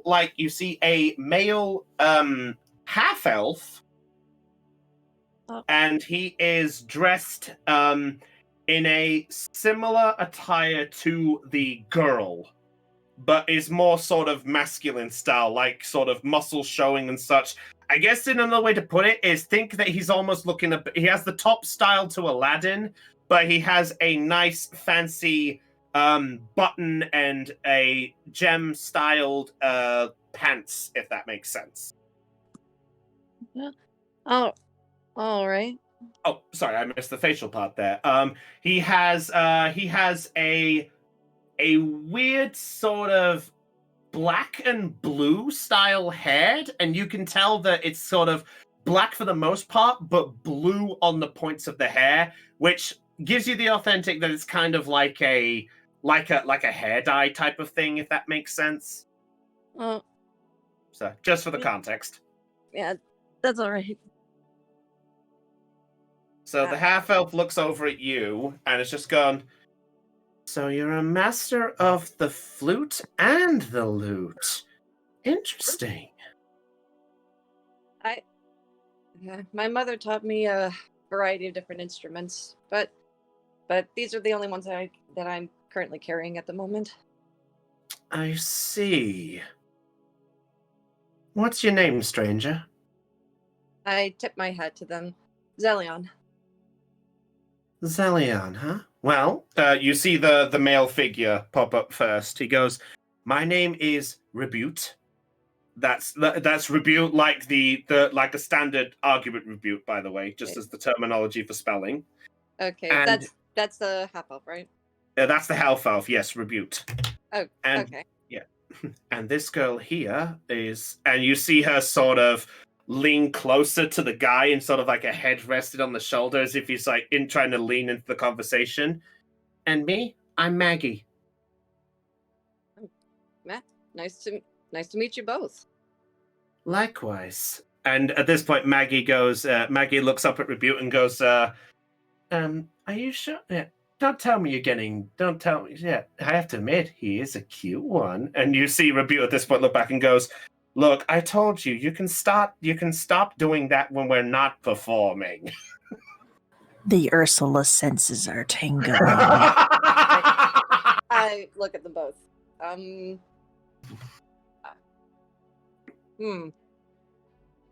you two dating?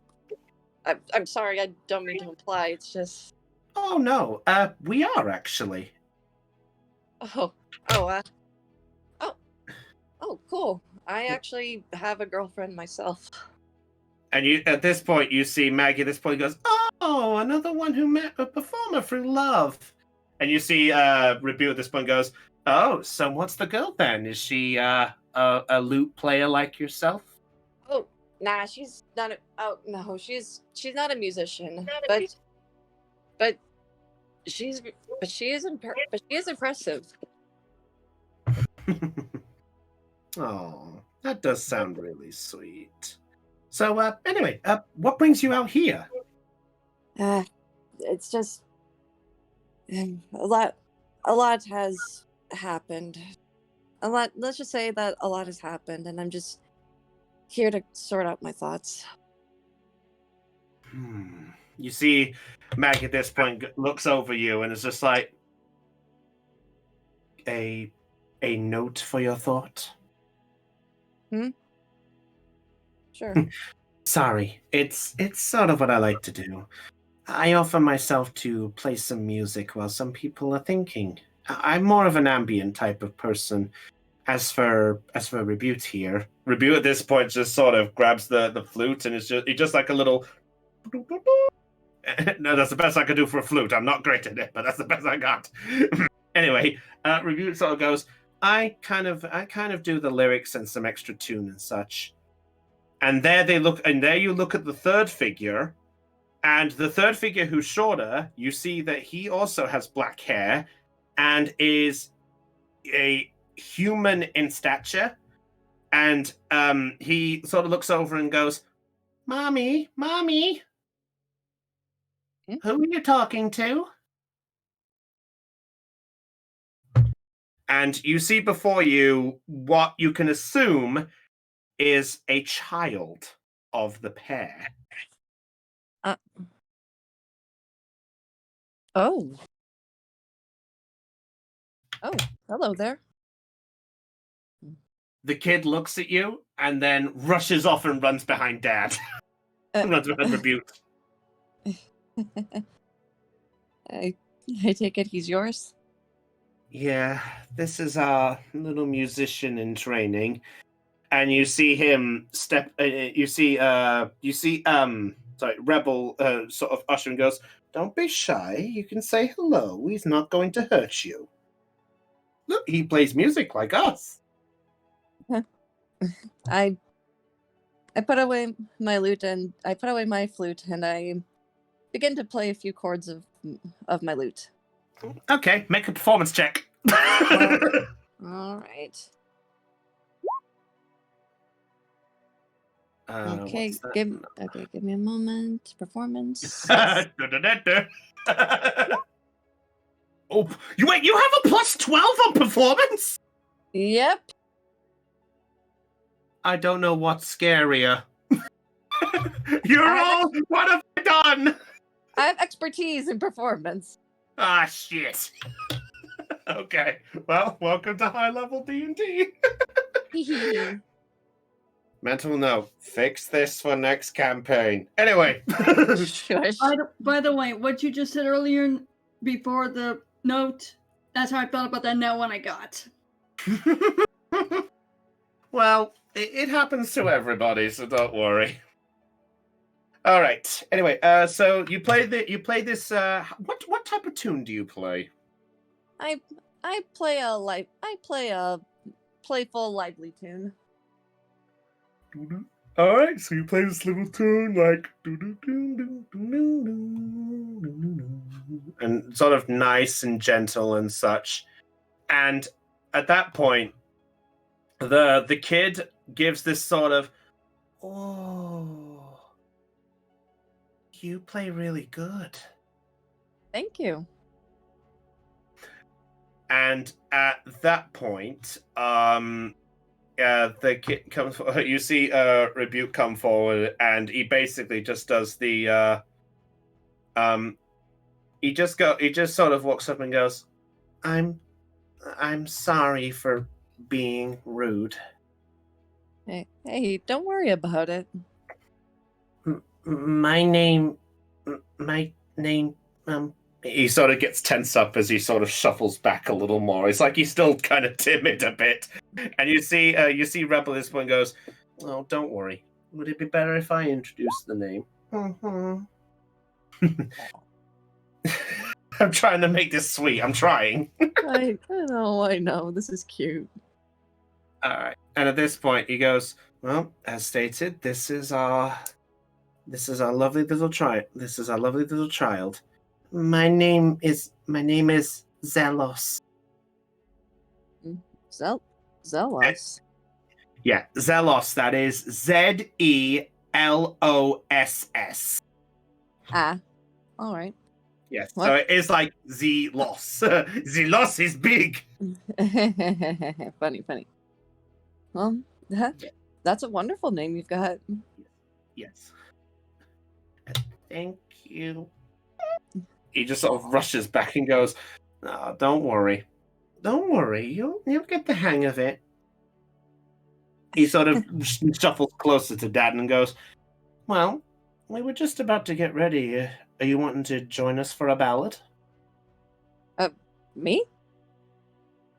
Yeah, you're a musician. Surely a musician or an entertainer's looking to perform every once in a while. Well, I could. I could use the practice for tomorrow. Tomorrow? Why tomorrow? I should probably mention I was actually given a chance to perform for the next day of the tournament. You're performing for the opening ceremony for the Festive of the Fist? I nod. No way. And you see at this point Maggie just sort of do like a sort of, "Oh man, I was hoping we would impress to get the spot. You looks like you're good enough to get ahead of us." I'm sorry. Didn't realize there were other musicians trying to gain a spot as well. Oh, everyone looks forward to this. It's a nice festive, and if you think about the audience you perform to, you've got noblemen, you've got guards, you've got people from all over. It's a chance to be a big name. And you see Rebel at this point sort of goes, you know that's not important. I know. But what can I say? I'm just, I wouldn't have minded it. If you guys are still planning on performing for today, I don't mind joining you. Well, we were just about to sort of melancholy just give some tune to the people here. And you know what? That sounds like a good idea. All right. What instrument will you be playing? I look at the two instruments that I have. Will it matter? Well, whichever one you pick, the other one of us will have to take up the other instrument we know.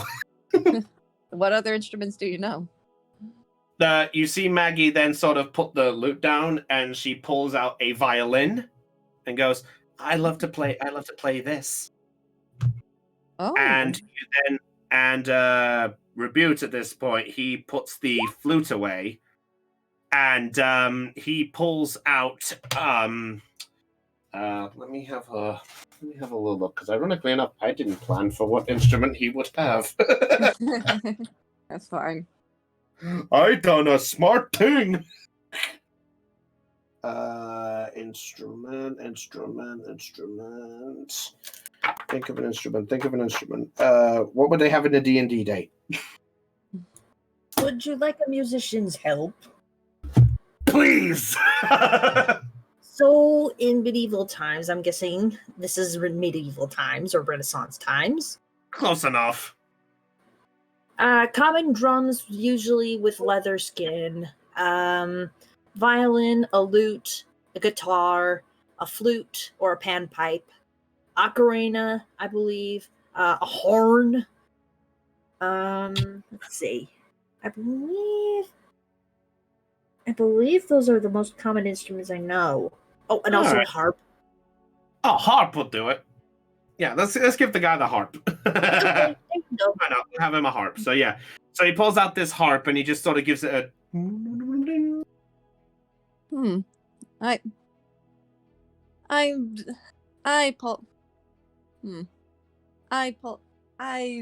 I hold out my flute. Guess I'll go with this then. All right then. So, I take it you're doing your performance? Mm-hmm. All right. So at this point, I want you to make another performance check for me, please. Right. Let's see if you can play with this lot. All right, let's see. 31. Jesus! You lot are scaring me now. Why? Say, that is amazing. I That is think that 31 is the highest roll we've ever had on the show yet. What do you know? I'm not sure what's scary. Chopper with so many natural 20s, or Zillion having a 31 in performance. Hey, at But least there's- I still hold the record for the lowest roll. Negative. What was it? A -2. Negative That's 2. true. Negative 2. Yay. All right, so I'll say in a instant moment, the moment you hear the first two notes of the song, you effortlessly just play along with everybody. And it is a serene sight. Almost like everyone begins to relax and unwind. They sort of go off into sort of this weird daze, as it was, like they're just lost in the music. After a bit has gone by, the music stops after you've all finished performing. Everyone begins to cheer a little bit, like they were happy to hear that and such. And both bloody hell. Both Maggie and bloody hell, I forgot the name already. All right, Maggie and I think Rebute. Rebute. Yeah, reboot. That's it. Yeah, thank you. Sorry. It's all right. They sort of look at you and go, I can see why you have the invitation. You caught on with us so quick. I've had some practice too. Sorry, I'm not. I'm sounding like I'm bragging, and I'm not going to. No. The fact you put up with that with strangers, that proves it. It means we got a lot to work on if we can do stuff like that too. I'm sure you'll get there. You're really good too. At this point, Maggie just sort of just gives you a ruffle on the head a little bit and go, I have to admit, whichever girl has you, I think they're kind of lucky. And she sort of leans in a little like she's being flirtatious. I just kind of blush. I just kind of blush awkwardly and look away, just like. Meanwhile, meanwhile, yeah, that's exactly. Who's talking about me? I swear to God. Yeah. So Ursula and Magnus, you two being together, watching the last of participants. Ursula, you get a feeling deep in your chest. I'll look around and see if I notice anything out of the ordinary. Nothing catches your eye. Based on the passive perception. Something smells funky. Yeah, sorry, that was me. You. I'm gonna look for Zelion. All right, I'm gonna watch everyone. I'm gonna watch these guys. At this point, Magnus, you watch as the next one gets to the third one. They do manage to cut it in half, but not fully all the way, and you hear a sort of... And at that point, Silverwing sort of looks over in your direction with a smirk, and then looks out, and then goes back to the competition. I was like, it's almost like I tried to go through that. Okay, Ursula, make an investigation check. You got it. Here's the low number. Oh no. No offense, it's nice to see one. 8. Nothing really catches your attention for a bit, Ursula, so it takes you a while to do so. But I will say after a bit, you do go near the grove, and you do see the sight of Zelion, not so much with the girl in front, but now they're just having a nice casual conversation with each other. So at this point, as you get sort of closer, Maggie and Rebute are basically just having this conversation with Zelion, and at that point, they sort of go, but I have to admit, the fact you've played that for some time, it's really impressive. Is it? I would say so, especially if you're able to perform for something like that, and you must have wooed somebody with those skills if you're able to perform that good. Jeez, I'm sorry to say that I am not.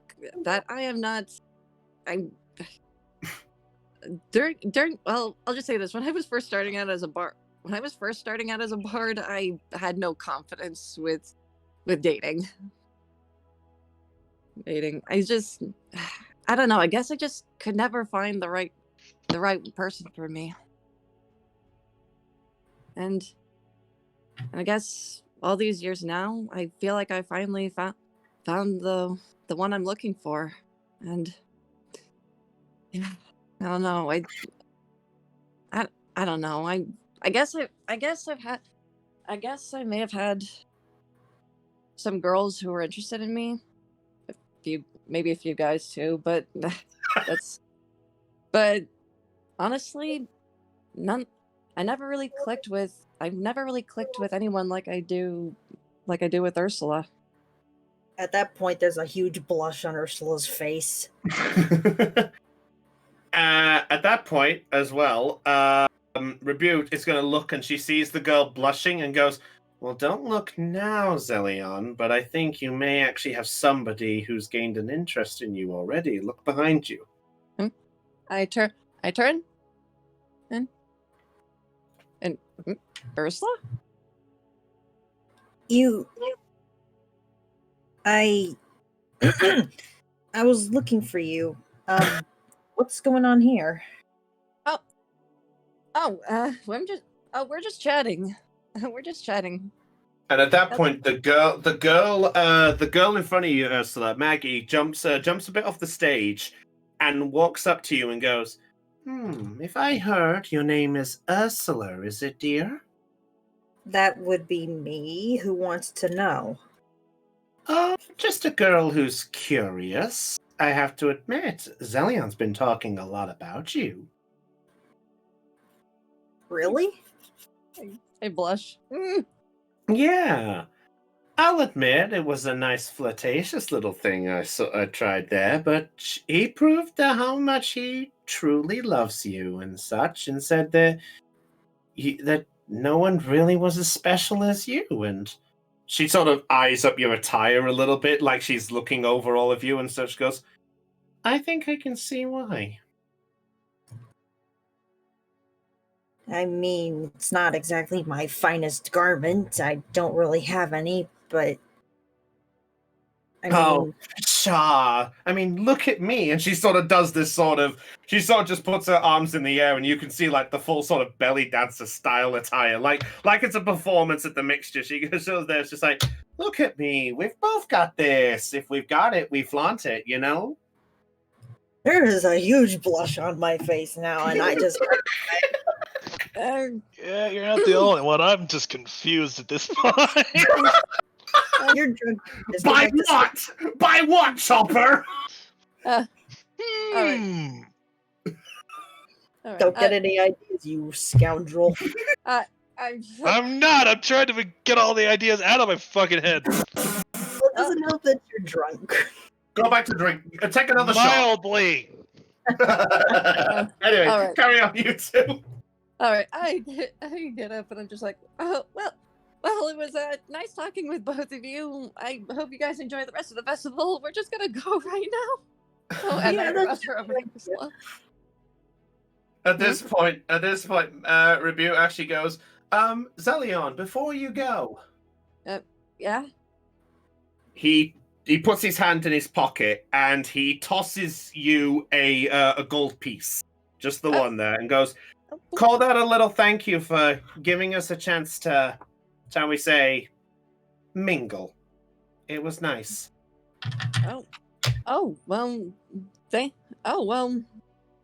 Thank you. I'm actually gonna take one of the 6 pouches of gold that I had found, and I toss it over to them. Huh? Yes. For the wonderful performance. I hope we can share the stage again too someday. I hope so too. Generous as always, Zelion. That's one of the reasons I really like you. I boop his nose. I blush. I thank you. Let's get out of here. All right. At this point, just as you're about to, Maggie, who's still close to you, she sort of walks away and goes, "Well, you two have fun with what you're doing. And a tip from one couple to another. Be sure to always watch someone's back. After all, you could always be the eyes that watch theirs whenever they get lost." Sure. Very philosophical. It's just something I did for Reboot at one point. And you see Reboot goes, "You're not telling that story again." All right. I give my final wave goodbye, and then I just kind of slowly casually but subtly grab hold of Ursula's hand. Oh. I sort of smirk eyed longly and I go, "Are you being a ladies' man again?" Hey, I'm hard. Ursula, I'm hardly a ladies' man. I'm playing with you, Zelion. I kind of playfully nudge my shoulder against hers. Aww. Isn't this happy? I like this. I Alright. ship it. I All ship right. it too. Okay. Topaz, you've been waiting patiently. Let's give you something because you've been waiting there for a while. Okay. Oh. There it is. Okay, so Lena, you got the nat 1, but I believe it was an 8 in total. Let me scroll back up and look. So Yes. yes, Yes, it was an 8. Okay. Which is pretty crappy. Well, it was a nat 1, so it happens. Besides, we all know where the natural 20s went. They went to the birthday boy. Hey. I could kill him. It's his birthday. Let him have a one-off. Let's put it this way. 1 crit I was fine with. The second one I was impressed. The third one, fuck you. Feels like a Anyway. right now. Anyway, so Topaz, as you're doing your training for the day, as you said that you were going to do to get ready for tomorrow, Mm-hmm. you push yourself to the point of you do get yourself exhausted. So I will say, Topaz, you do have a level of exhaustion on you, which means you have a disadvantage on all of your checks from this point. Just as a heads up. But All right. Deezen looks over you and goes, Topaz, you're pushing yourself again. I'm fine. I can handle it. Look, we're going to take a break. We'll get back to you in just a second, but you need to tell me what's got you so riled up. The last time you were this riled up was, well, I'd rather not go back to that moment. I'd rather you not. Is it because of him?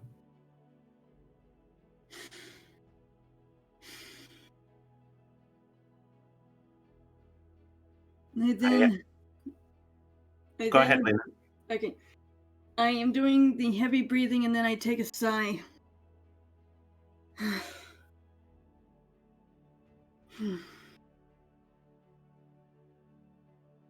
I am right, aren't I? It's because Diction's involved again. Yes. Yeah, it is. I want that bastard to pay for what he's done. And I'm pretty sure that whether it's by your hand or by the others, I'm sure that this will give him his just desserts, and I would love to see you come back and the blood all over you is from his dead carcass. But you're not going to be any helpful if you're going to discern yourself from your energy. If you break now, it's not going to be helpful to everybody. You're right. Look,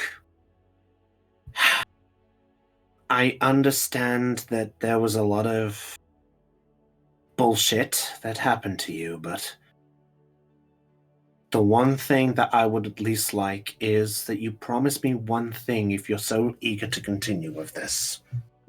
Sir. You need to prove how much that you are willing to look after yourself. Because I can't go with you, otherwise this whole business plan that is being in place with the mayor to save that halfling's next of kin, it's something that I don't want to see you suffer over. The last thing I would like is for you to come back as no longer existing.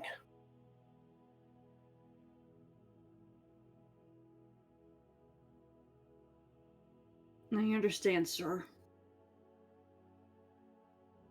Besides, from what you told me, it sounds like that you're no longer the babysitter of the half-orc.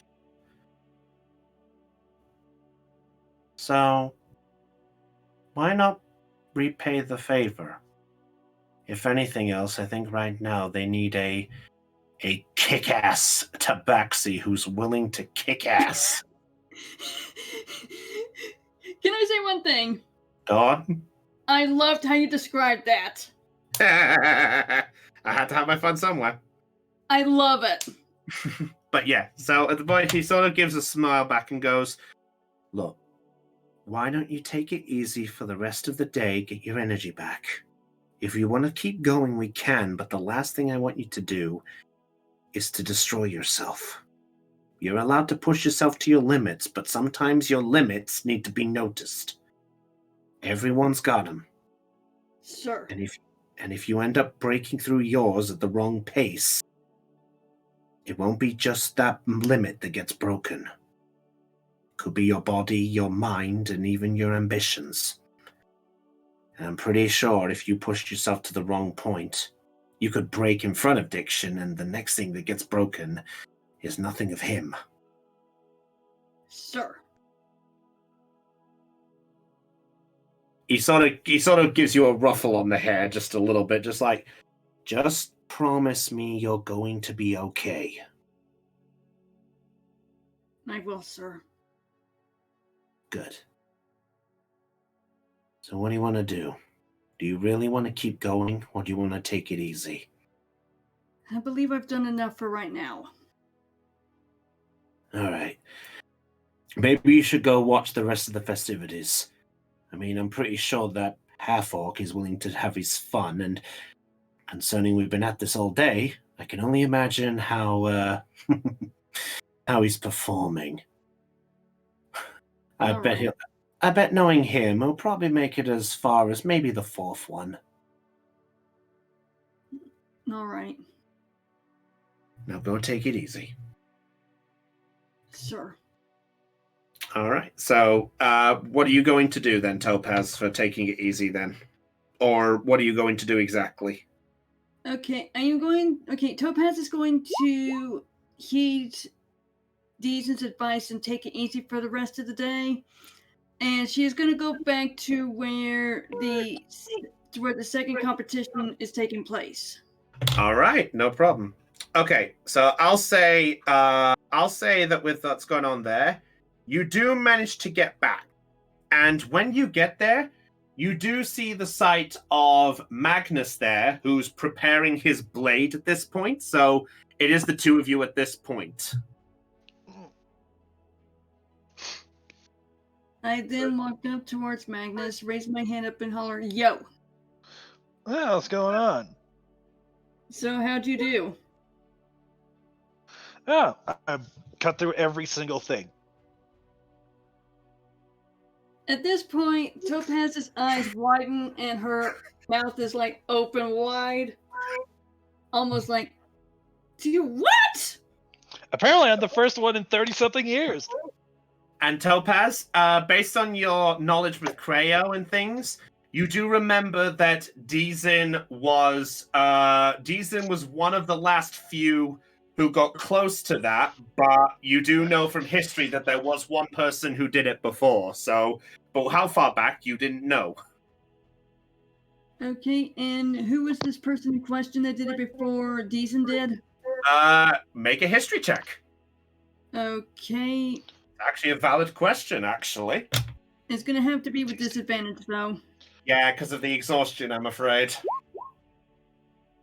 Oh, well, let's hopefully pray it's not the nat 1. No, it's not a nat 1, but it is a 2. Oh! Well, disadvantage means you roll twice and you take the lower, so you have to roll it anyway just to prevent it from being the nat 1. So just roll it one more time. Okay, 16. So it's a 2. But so apparently Deezen didn't quite tell you that, so you have no knowledge on who this is. Okay. No worries. So yeah.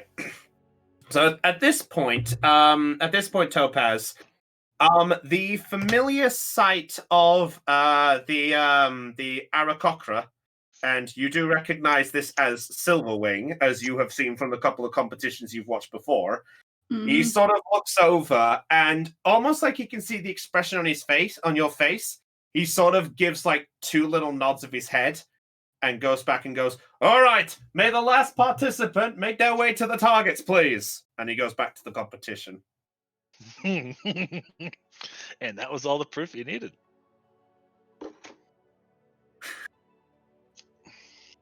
Any response? What? Okay. Topaz has a question for Magnus. Yes. Wasn't there someone who made? Wasn't there a nobleman who made an armor here? Oh yeah. Apparently he's very angry with me. Okay, I'll bite. What did you do? Cut his armor in half. That was the last target. Wait. You did what now? The last target was the armor he made, and I cut it in half. And at that point, Topaz, you look over, and over in a nearby alleyway, you see the sight of the nobleman, or you assume it, who's cuddling basically the remains of this armor, and he's just literally just there going, "I don't think anyone would cut you. I spent over 50 platinum on you just for the sake of this." Ooh, that was expensive. I have That's something. 5,000 gold. I have something to say in response to how the nobleman is acting. That's 5,000 gold. Excuse me, what was that, Chris? Yeah, go on. What a crybaby. And at that point, you also did hear a phrase going, "That's the last time I trust that stupid tomb taker. Oh, he promised me that." Why? He said this was the best thing from near Helix, and he lied. Okay, I have a facial expression for Topaz right now. Is it? You're gonna see it, but you may laugh. That's the point of it. Anyway, yeah. So at that point, I'm curious. What have I done? I've broken everybody at this point by that one. I'm gonna go on mute for a minute because I'm still laughing. 5,000 gold. Yeah. Holy shit. That is what 50 platinum pieces is worth.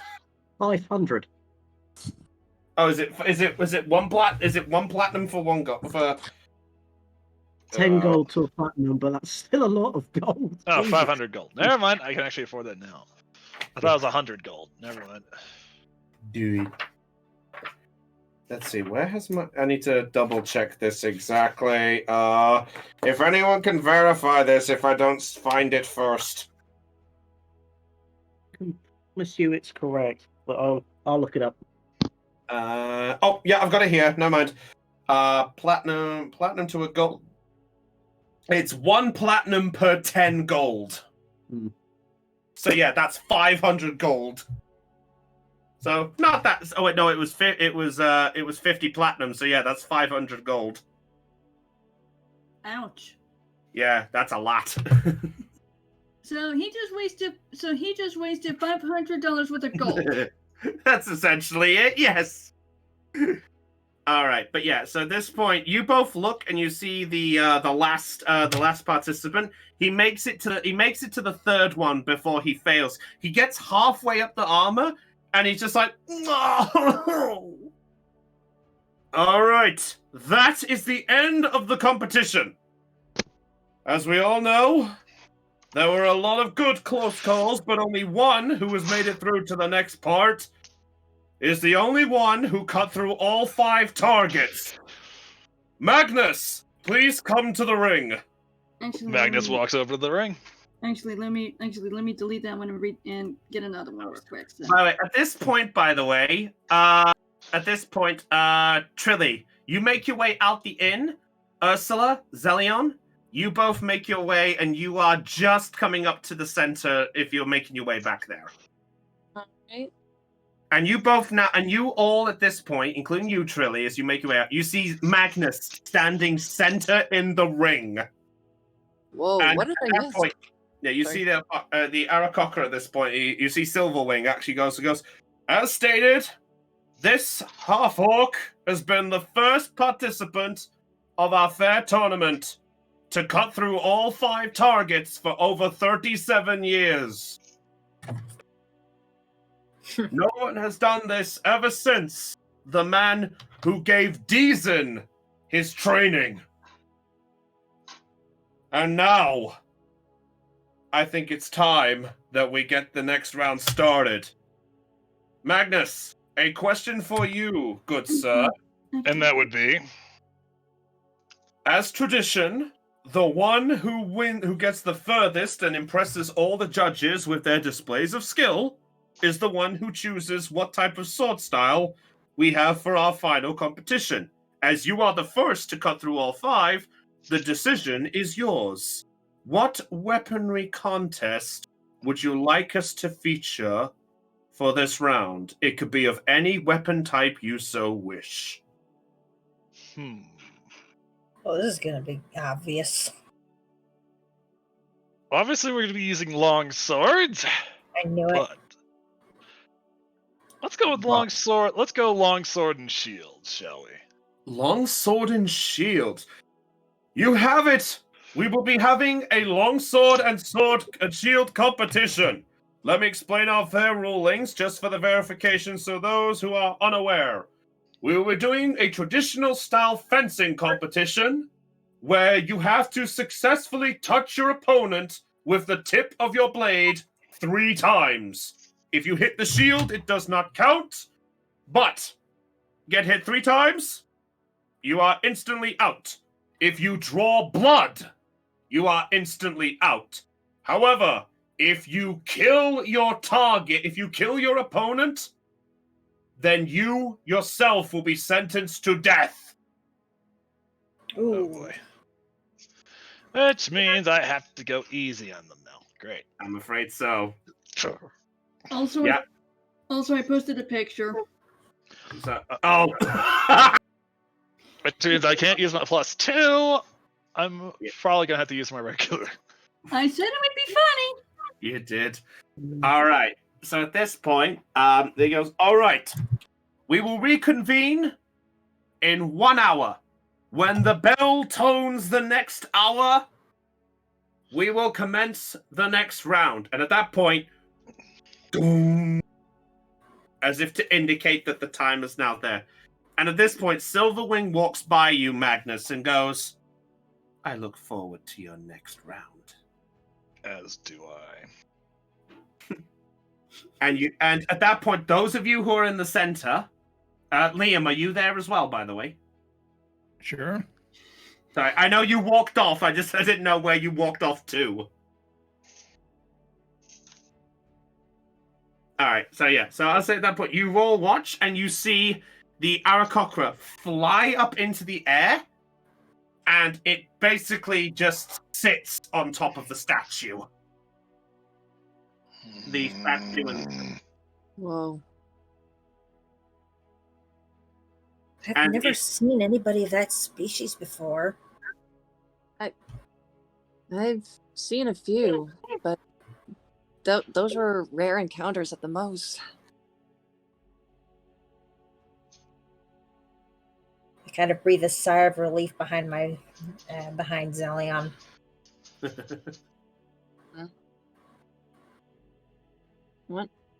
Wondering what an Aarakocra's doing here, though. And by the way, at this point, a lot of you who are in the center, you see the Aarakocra at this point is basically just glancing around from the top like he's basically some kind of aerial scout. We should probably keep on our best behavior here. I then turn to Zelion and say, gee, you think? I'm just saying, Aarakocras have a good vantage. This kind of makes Ursula a little uncomfortable, and she turns to Zelion. Can we maybe go inside the inn then? Do you people by chance still need me? You sure you want to go in, Ursula? I don't think there's much else, Lena. I don't think. Okay, well then I'm going to hop out of here and give me some food. Sure thing. Thank you.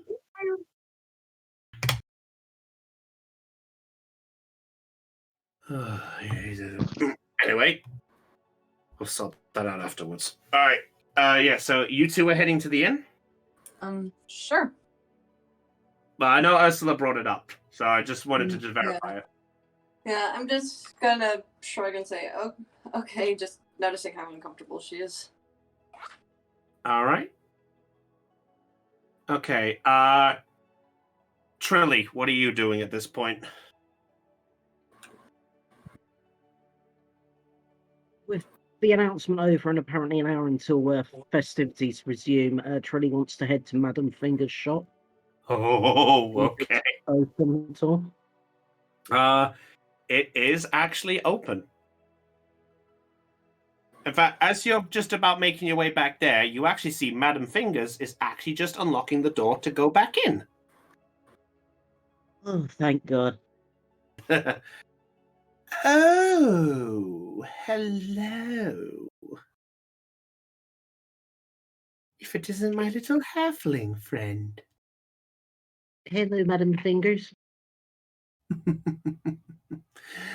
And what can I do for you? Well, first, thank you very much for the concoction you sold my Dragonborn friend. It worked great. Dragonborn? No, sorry, Furball. Sorry. Thank you. Yeah. Thought so. It's like we're not talking Yeah. Goldie, are I we? haven't gotten that one on his brain check. Alright, yeah. So he goes, oh, don't worry. I take it you managed to figure out the concoction needed. Just about, yeah. Oh, that's so good. Were there any consequences? A little, yeah. She's hopefully sleeping it off at the moment. Oh dear. I would swear that the bigger creatures needed a bit more than that, but I guess maybe I still haven't fully perfected how much was truly needed. Oh well, stop for later. One of our friends did try and intervene and assist, so it might be more due to that, perhaps. But... Oh really? How did they intervene?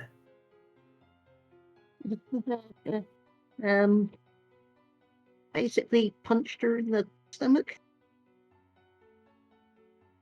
She sort of blinks a little and goes,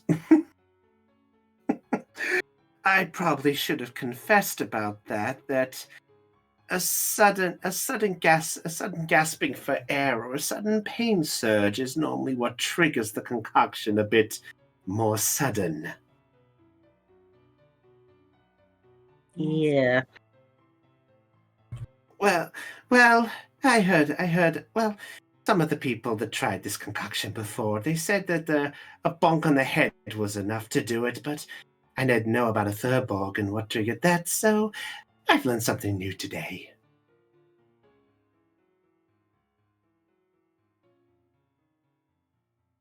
Is there anything else, my dear? Actually, yeah. There was another reason I kind of hoped you might be open. I was looking to procure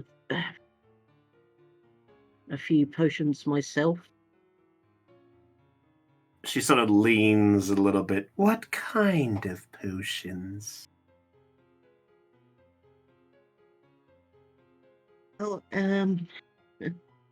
do you have anything that will cause someone to sleep without them dreaming?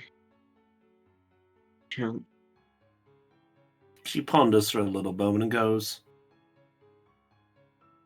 what exactly are you suggesting?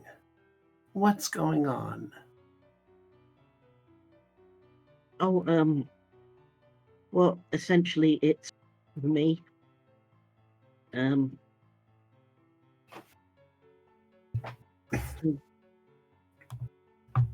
I just want to get a good night's sleep without any nightmares.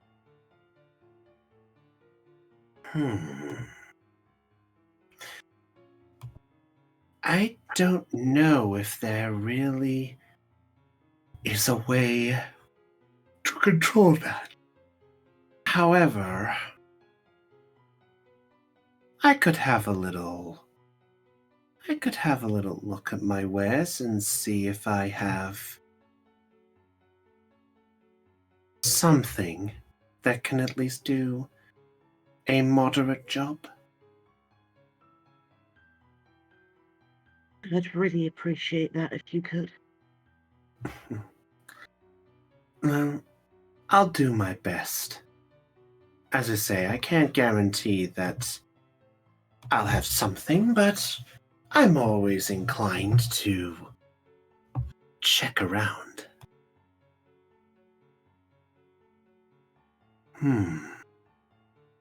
Come with me. And she makes her way inside. And Trilly will follow. Okay. As you make your way inside,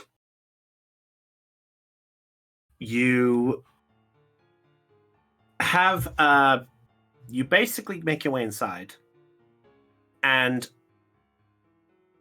the door slams shut behind you.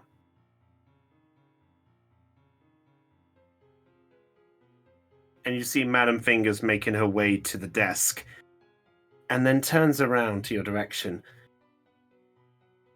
So just so I can verify, what type of dreams have you been having, my child?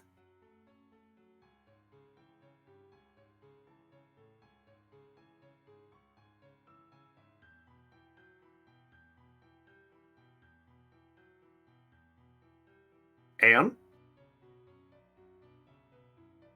This microphone needs to die. I heard it go, so it probably is. Oh, okay. Sorry, I got worried.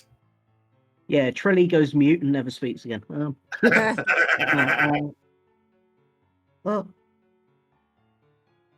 I've just been having nightmares of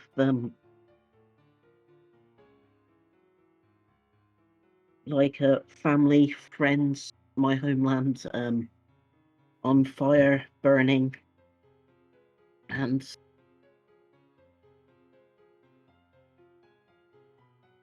seeing people in my dreams that I'd rather not see, and I just want to stop that.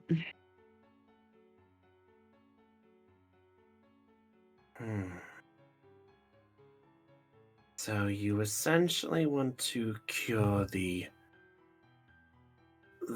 visions you've been having. Yes. I have to admit, I don't think I have anything essential. And she begins to rummage through some of her concoctions, and she looks through and goes, let's see, that's a heavy sleep. That's a poison. No, we don't want that one. No, we don't want that one. That'll make sure you never dream again. And, well, there are some major side effects.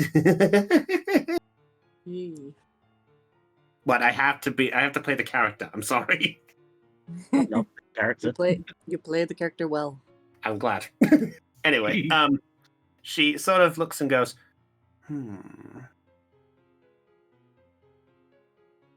How quickly are you wanting this?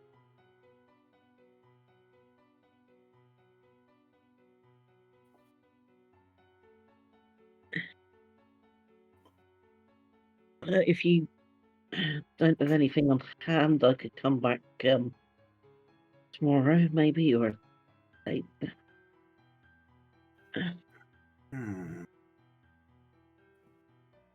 Well, it might take me a bit. I can't guarantee that I'll make something complete to the liking, as this is specific. Plus, it is a little something. Actually, I may have a friend who might help. Give me a moment. Okay. She goes behind the counter, and you see she then pulls out what looks like a turquoise-colored stone. It has the equivalent of a mini swirl in the center, and you see on the top, it has like this large hole sticking up, like it goes into the shell. And she goes, "Hello, my dear. It's Madam Fingers. I need a personal favor from you." And you hear a voice from the other end, a female raspy sort of voice. You hear a, "What seems to be the problem?" "I've got a customer who requires a little bit of, shall we say, brain work. Do you think you can come by?" "I think I'd be happy to. Give me a moment." And Madam Fingers then puts the stone away, and she comes by and goes, "You might want to step back, my dear. She'll be appearing in just a moment." Shirley definitely takes a couple of steps back. All right. And close to the cauldron, you see a faint blue light begin to form. It starts as a small light, then it gets a little brighter and begins to form into a figure. The figure then reveals itself to be I say humanoid. You see dressed in a gray robe, a gray tabaxi with black hair streaming out of the hood. And she looks at you and goes, "Hello, my dear. How can I help exactly?" And that's where we're going to end tonight's session. What? Damn it. Darn it. What? It's getting on the late end, and I think it's best if we wrap this up. Fair point. Fair enough. So, if anything else, it is... Oh, well, Lena dropped out the call on this. So, in fairness, I will say this on this end. Chopper, I hope that was a good birthday. Oh, it was. Now, how 20s in quick succession, you little bastard. Not only that, he cleaned the competition. I was expecting you to struggle against the armor. Roll 20. Chopper's I birthday. struggle against nothing. The universe knows it is Chopper's birthday, therefore it decided to give him a break. The same way he broke the armor. All right, And you but 250 gold from that bet. yeah, ironically enough, it was the brothers. It was like, if you got past the third round, I was going to reward you for it, but I didn't know how. And I thought, you know what, that'll do. Right. But with that said, I hope everybody enjoyed this session. Yes, it was a lot of fun. Yeah. I will apologize. I'm sorry, Raven. I couldn't find much else to work on your character a little, but I am going to do something a bit more for later ones. You have my word. Oh, it's fine. I was trying. It's fine. Yay. All right. But with that said, ladies and gentlemen, what is this mysterious tabaxi all about? And what is this extra favor? Will Chopper be able to... will Magnus be able to win the competition that he has now pushed to his favor? Will Zelion and Ursula be able to enjoy some more quality time together? And will Topaz and will Trip be able to recover fast enough to be ready for the next adventure? Well, you'll have to tune in 2 weeks to find that answer out. So, as we said, next week we're going back to the Pokemon one, so we'll see you all for that one, back to Hoenn. But until then, everybody, if you were charged with joy with this stream, I hope you're ready to know that your perceptions rolled low, so it's time for us to go. I'm blind, I can't see. My eyes, dirty trick. And with that said, I'm actually going to wrap this up, and I'm going to go back to Bowser's Fury in a moment. What? I got the game. I have to enjoy it, right? How is it, anyways? Intense. It's not bad. Yeah, it has its good moments and it has its bad ones. So far, I've just got past the first bit, but I'll admit, I like what I've got so far. It has a moment or two. Just putting my personal viewpoint out there. Brownie? Yeah. Be very, very scared when you hit 45 shines. Uh-oh. It's my job to scare you, not the other way around. This is now when I see that and I'm like, the DM's got an idea. Which also, I will say, we will have to try that online mode for the 4-player thing at some point as well, Car. Mm-hmm. Yeah, we'll have to see if we can try that. And if it works out well, I think we have a stream idea. Yeah. if we can get Kib and Brian to do it. But we'll have to sort that out on another day. So as stated, we're going to be dealing with Pokemon next week, and we'll see what the Manu group is going to be able to cope with in 2 weeks' time. So until then, guys, it's goodbye from your Dungeon Master, Brownie of the George Hard Gamers. It's goodbye from Cotlon.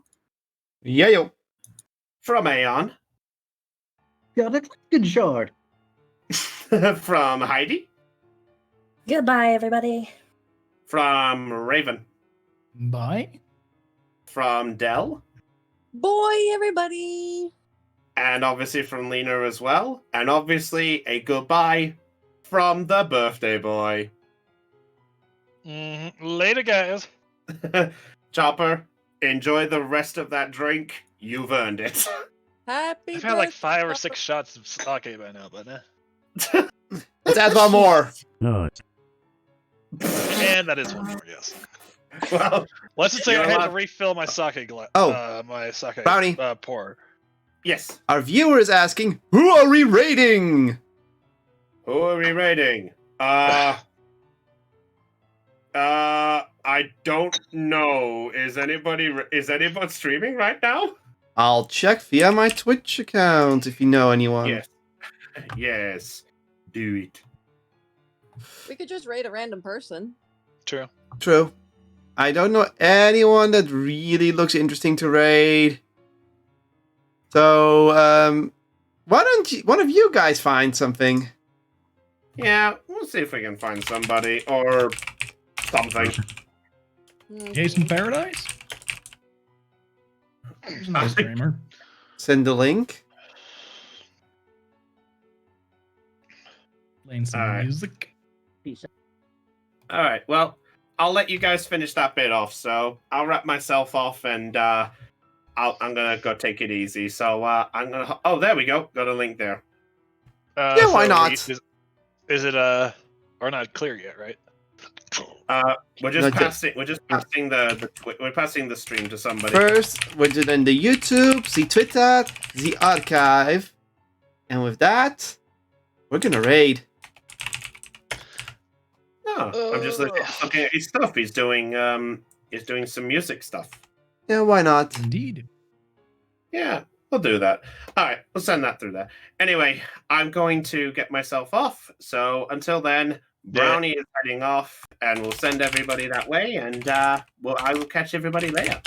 Yeah. Just an FYI, what that term in the United States means in something entirely different. I know. Anyhow, Alright. I'm gonna All right. just say when I can press the button. Yeah, I will say catch you later, and take care. Send them. Ooh.